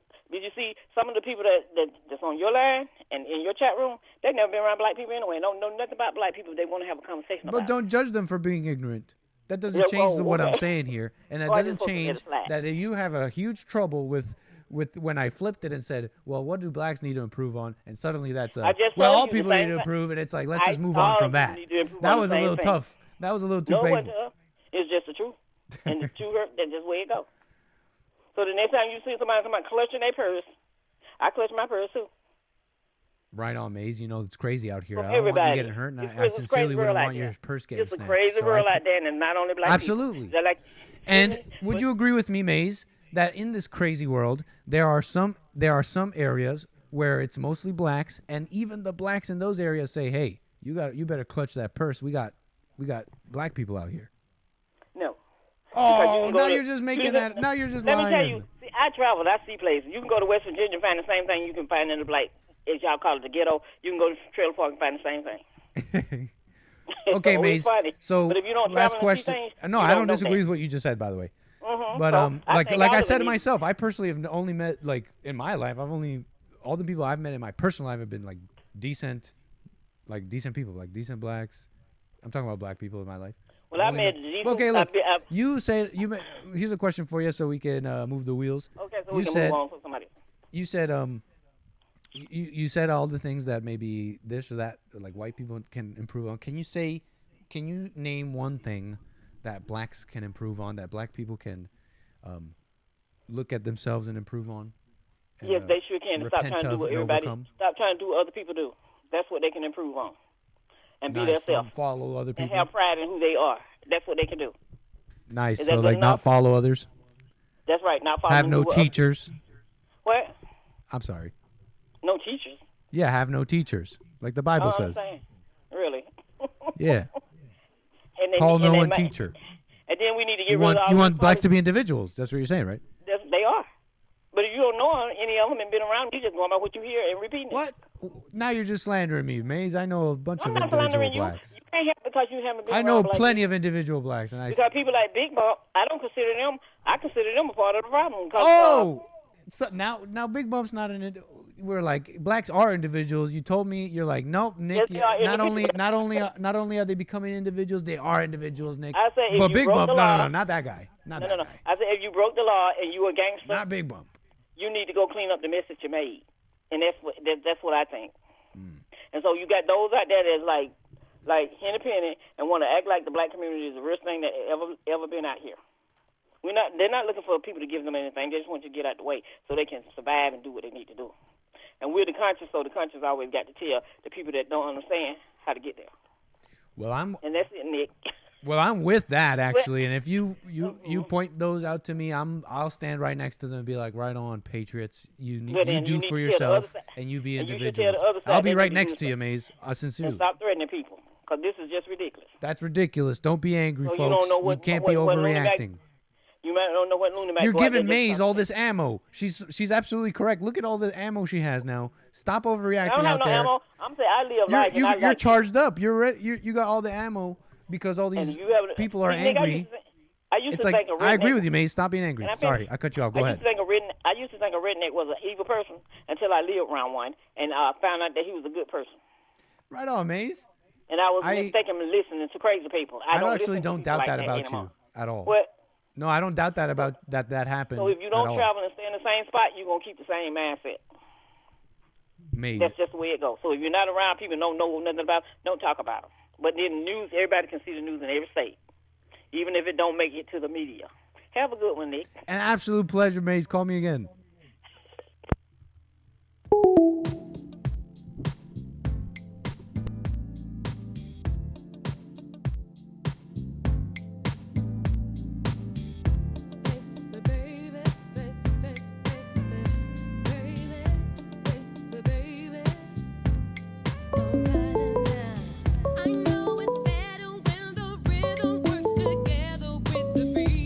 Call from Leo.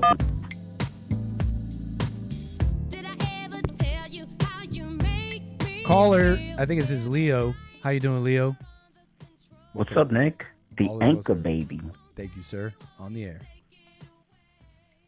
Yo, you know, I was in my thoughts on a workout, and I was thinking to myself, the devil didn't have free will, did he? Wait, repeat that? You were doing a workout, you said? Yeah, and I was in my thoughts, Gotcha. and I was thinking about Satan, because you know that's my daddy. I'm gonna think about him sometimes. Cancel those words in the name of Jesus Christ. Oh, here we go. Cancel those But, words. No, I can't cancel them, man. Okay. I can't cancel them because I don't feel any weight in them. But Nice. I was just thinking like he didn't have free will, did he? You think so? What makes you say that? I'm not sure. Let me think of this out. I while don't you know explain either. yourself. But I was just so my thought process on why I think he didn't, because it had to happen. Like even he ain't in control. He only in control of what is allowed, but he ain't even in control because the gift supersedes what his ability. So he can only get us here. He can only get us here. So he don't. Yeah. So he doesn't even have free will. And what does that like look like? What does that mean? Because I'm following you. I'm pretty much following you, I think. What's that look like, I guess, to us? How's that like? So in order for us to really truly understand that we don't have free will, is we have to know it runs current with the beginning. That means even the angels or Satan himself, nobody has it. Free will. You know, they say that he's the first rebel, right? It's an interesting thing to think about when they say free will. I mean, that pretty much everyone has like a positive view on it. No, I'm free. Of course, I'm free to do good and wrong. But I guess wasn't Satan the first liberal? He wanted liberty. He wanted to be. He wanted his freedom, his free will. I can't say I know exactly what. I can't say I know for sure what you're saying, but it's definitely stuff to smoke on. It gets the juices flowing a little bit. I don't know if there's if we can arrive to an answer here. I don't know if what is it? Yeah, I just don't know. What do the people think about that? Does the devil have free will? Because we got a lot of people that we're quoting after JLP, but we're not asking ourselves. We're just kind of taking what we know from Christianity and just echoing it, like, oh, this has got to work now. You know what I mean? Because he's speaking the truth. And I'm like, yeah, well, are we really working on ourselves and asking the questions? Because I know I'm not. I'm trying, but and how do you know you're not? How do I know I'm not? I don't think nothing of it. Rather, if I am or ain't. But I'm living, man. I'm living. But I do notice the changes from observing. So like just observing and watching, and then like just kind of like allowing myself to be, Have you? I noticed that I don't make the same mistakes. Like I don't. Like I just got out of the gym, played a little basketball. I'm black, so that's what we do. Let's go. And I realized like within the game, like I was making judgments in my head, and I'm like, they should give me the ball every single time because I'm the better shooter. And then I realized, and then once I thought that, I did the opposite. I was like, yo, I'm gonna let these young guys drain themselves, and I'll just do my part, and I'll hit my shots. And that's exactly what I did. I only took like 4 shots and hit them all, and I was just like, this is lovely when you don't judge. I was like, I don't know if that got anything to do with it, but I saw those thoughts, and I was just watching it, and I was just like, okay, I'm already judging. The bad, now it looks like improvement because the old me would just be like, I'll just say it, right? Mm-hmm. But I don't really even care about the improvement. I don't care nothing about it, man, to be honest. It's interesting. When you're saying you don't care about what improvement? I don't care about what looks like an improvement. Me saying it versus me now not saying it, it doesn't mean anything to me. I don't care to improve or not improve. I just want to live. I don't want to attach myself to anything. Like I noticed that I want to attach myself. You notice how I called myself the best shooter? Yeah. Oh, like yeah, now yeah. I'm identifying with being a shooter, which is, it makes you feel some type of way. And I'm still watching myself do these things and put myself in my own mental or spiritual prison. There's something that makes sense about what you're saying, man, because I look at myself and the desire of wanting to be free or wanting to be born again. I don't know, being like a Christian so that I could be like awesome around, like a great, just like perfect around the people who I'm with. So I don't know, so I could just be the best and just be positive. And, you know, that desire is crazy. It keeps you from that very thing. It's interesting to think about, man. So I guess I understand somewhat what you're saying. How do you, I guess, know? How do you guess know that you don't care and that this is a good state to be in? And can you speak on that more? I guess I want to understand you. Because like when people say stuff about like you, when they're y'all, the chat is crazy. So when I say this, I know they're gonna go crazy. And when people are riding you hard, like, and they're coming at you, that you don't get affected by it at all. And it's because it's almost like the old you was attached to something that felt that. Now it's just like, oh, okay. You kind of like, you look at things more. You actually, like, you can see it logically. You know what I mean? For the sake of conversation, I don't really care about what's logical or what's not, but I know you can just see it a little bit more. Like, you can anticipate the devil's moves, so to speak.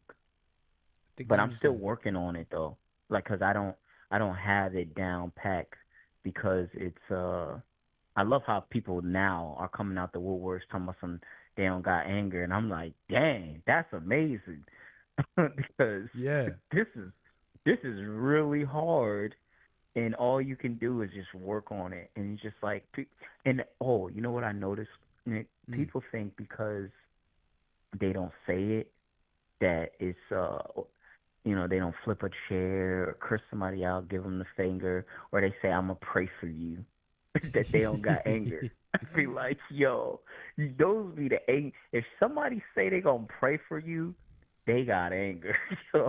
That is funny, man. Because they got judgment, and that stems from anger. I know what you mean, man. I've met people like that. Like, I'm really going to help you with this. And you know what? I've included you in my prayers. Like I really need you to say some words to Satan for me. Thanks. Like, I really need that. Like, I really need you to be just saying crazy things in your head or out loud even. Save him. Like, yeah, thanks. Fascinating, man. It's definitely something to smoke on. Yeah. I like where you're kind of going with it. What did I want to say? There was something. What were you saying? Yeah, about flipping, stuff like that. People don't know that those flash. Sometimes you get a flash when you're like stressed or something. Like, you just call it stress or frustration. That is hell you're going through. That is like hell. But it's interesting what you're saying. Let's say you went through something like that. Are you saying don't even call it that? Don't call it hell? I mean, you can call it whatever.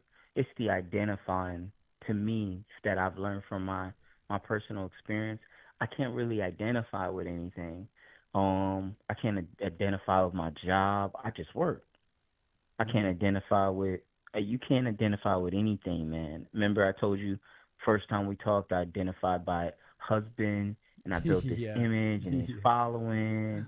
Built it on the wrong app. Should have built it on YouTube. How the hell you get 10K on something? I wish I had that on YouTube. Sitting there with them terrible numbers. It's a grind. So I identify with everything, and the only thing I didn't identify with was, you know, the spirit that lives within me, that dwells within me, and understand how to get closer to that, because you know it's in you. Everybody knows it's in them, but they're not close to it. And you know the distance not by what you do, but you can feel it in your being, because you're like, yo, this is not, I am nowhere near my brother's nature. Nowhere near it. And you're about saying some your love brother is Jesus? patient. What? Yeah, yeah, yeah. You know the black man Jesus. Okay, can I do a little devil's advocate and then we'll move the wheels here? Yeah. Because I think I'm following you. I mean, I'll let you work that out, and I'm not making any statements because I'm just hearing you. But I did hear you say, what'd you say? You said at the end there, you said, because I know I'm nowhere near it. I know. But if you were this person who's saying that, you're like, I don't care. I don't even care about growing or not. I've dropped that. Yeah. Why even say that about yourself? Why say I'm nowhere near it? Oh, you might have a point there. You do have a point there. What was my point? I'm not too caught. Why you're saying why? Say it. Let me just answer that question because that's a question.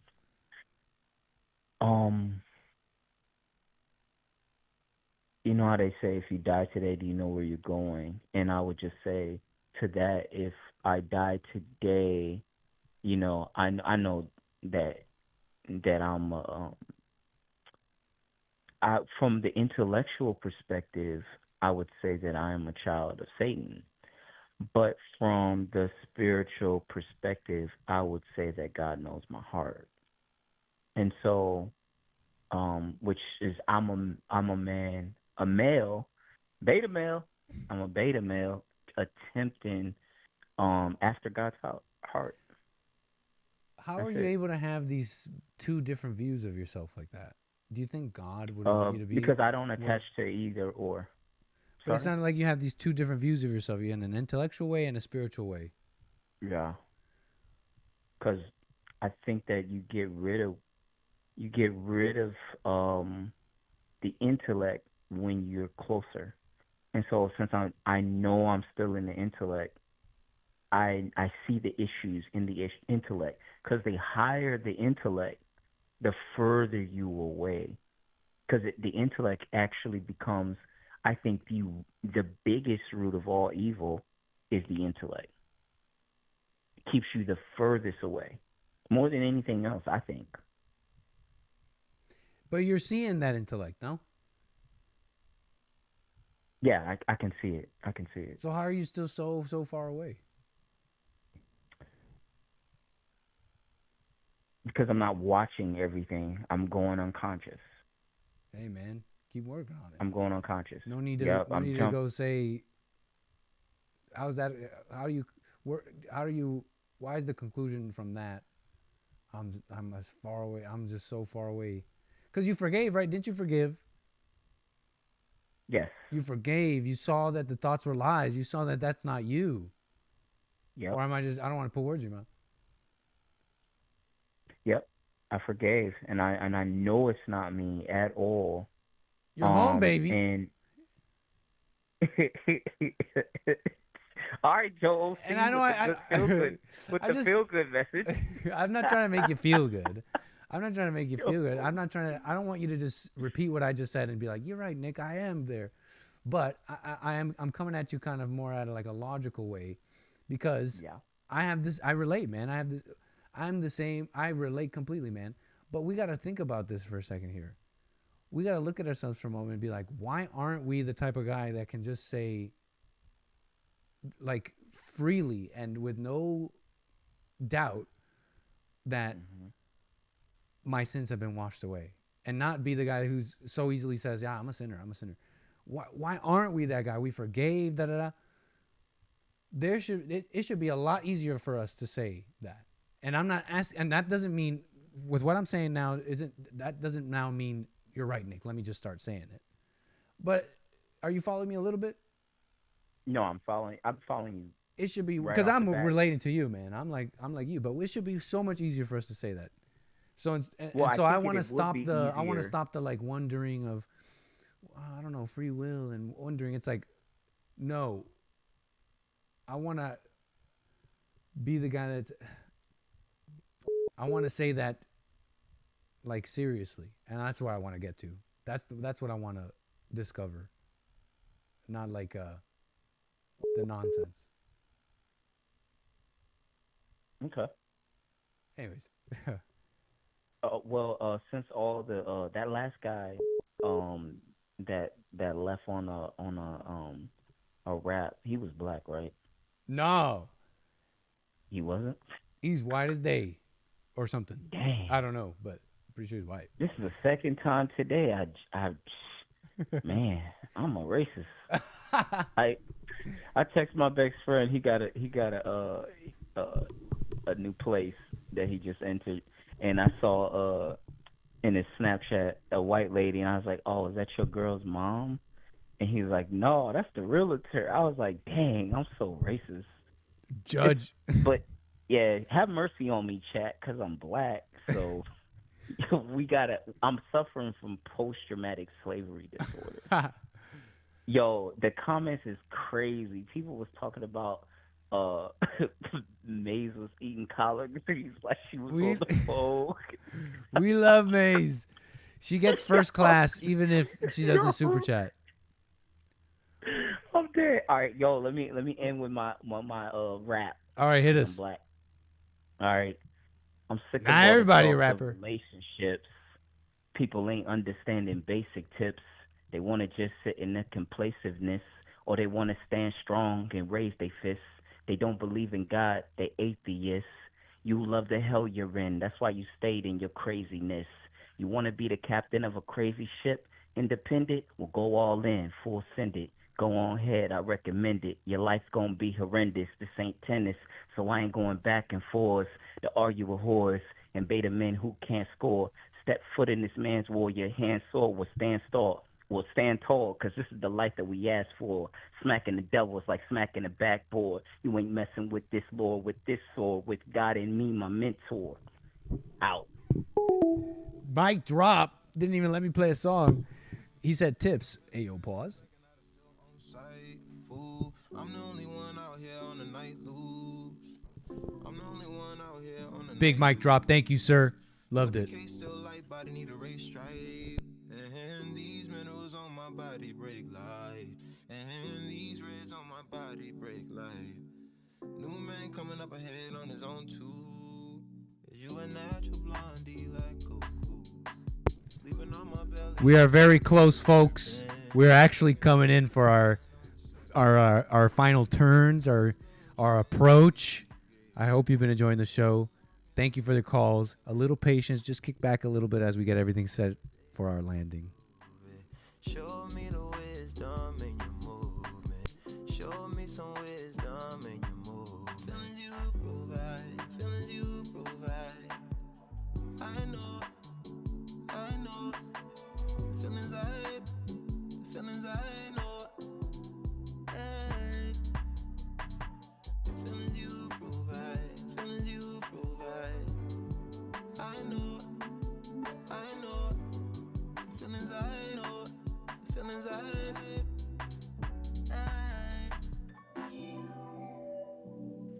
Tonight I might change my life.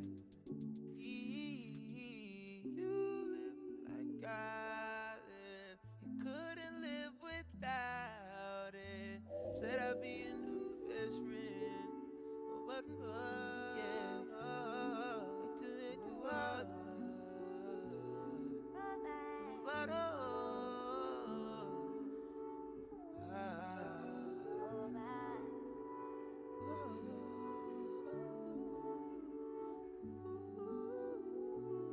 tonight I might change my life. All for you. All for you. Provide a diamond lane that didn't exist. Packed the Astro van and brought my kids through. Proud of T on the eldest. Throw the gilding on the children. Hand me down fits. Chest pass, see missed off rotation. Stiff smile just like I'm Apex Twin. Paddock on your pocket, tryna find my zip. Blunt twist, tight ropes, I'm not falling. Watch friends go pro through fish out lens. Drowning off clip, I just saw jaws diving under influence. Feeling like the Lord just had to reach for me. How I feel, letting man speak. How I feel, letting man speak for me. How they feel, keep your ears split for me. Can't shoot my face if you spit for me. Spit for me.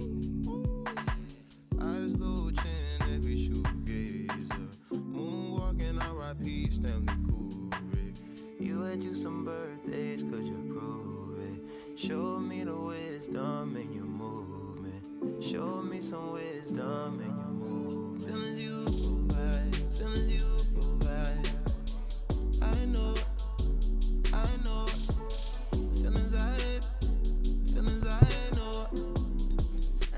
Flight attendants, prepare for landing. As you can see, the runway is in our distance there. We're going to be making our final turn here, folks. Thank you so much. Make sure your trays are in their upright position. Laptops are handled and put away. Seatbelts are on. Thanks again, folks.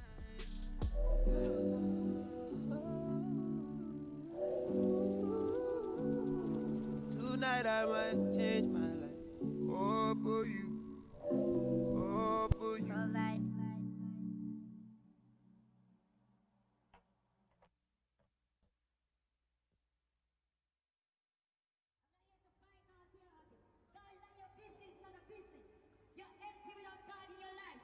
You may be a good person, but something's missing out of your life. The devil's on the rampage, seeking it can divide, not so in my life. If you're not strong, I'm motivating God's spirit. All demon and spirit come and take away your life. Every spirit on the blood of music.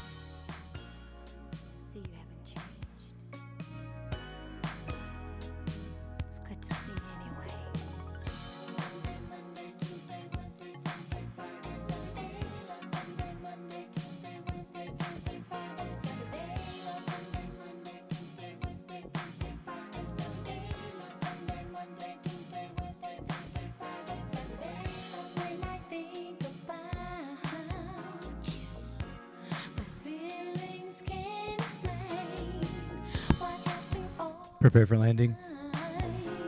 My heart still feels pain when I look at you. Memories of love like no one before. You stay on my mind. Always so special. Made for each other. You will stay on my mind. For always and forever. Squirrely, but we did it, folks. How you doing? How you doing back there?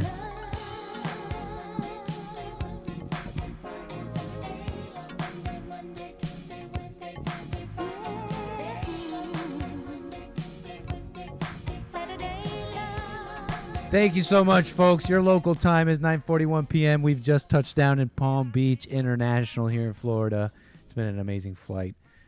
Amazing, lovely flight attendants. Make sure you don't get all hasty and get up and start moving around and butting the line. This is still Trump Force One. Have some decorum.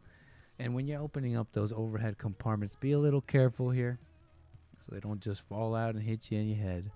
We get a little lawsuit. We don't have enough of those on Trump Force One here, okay?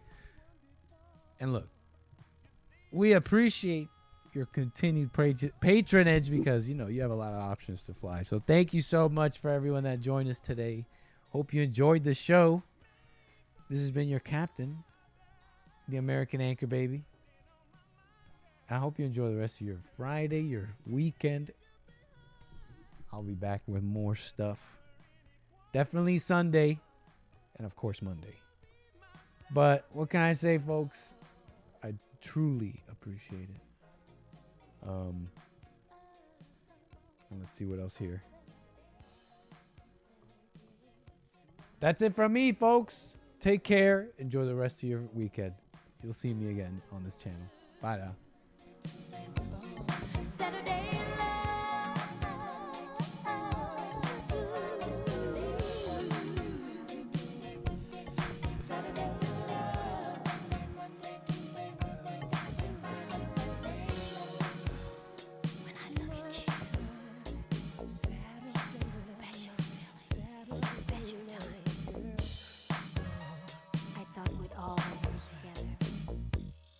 Sometimes things just don't work out.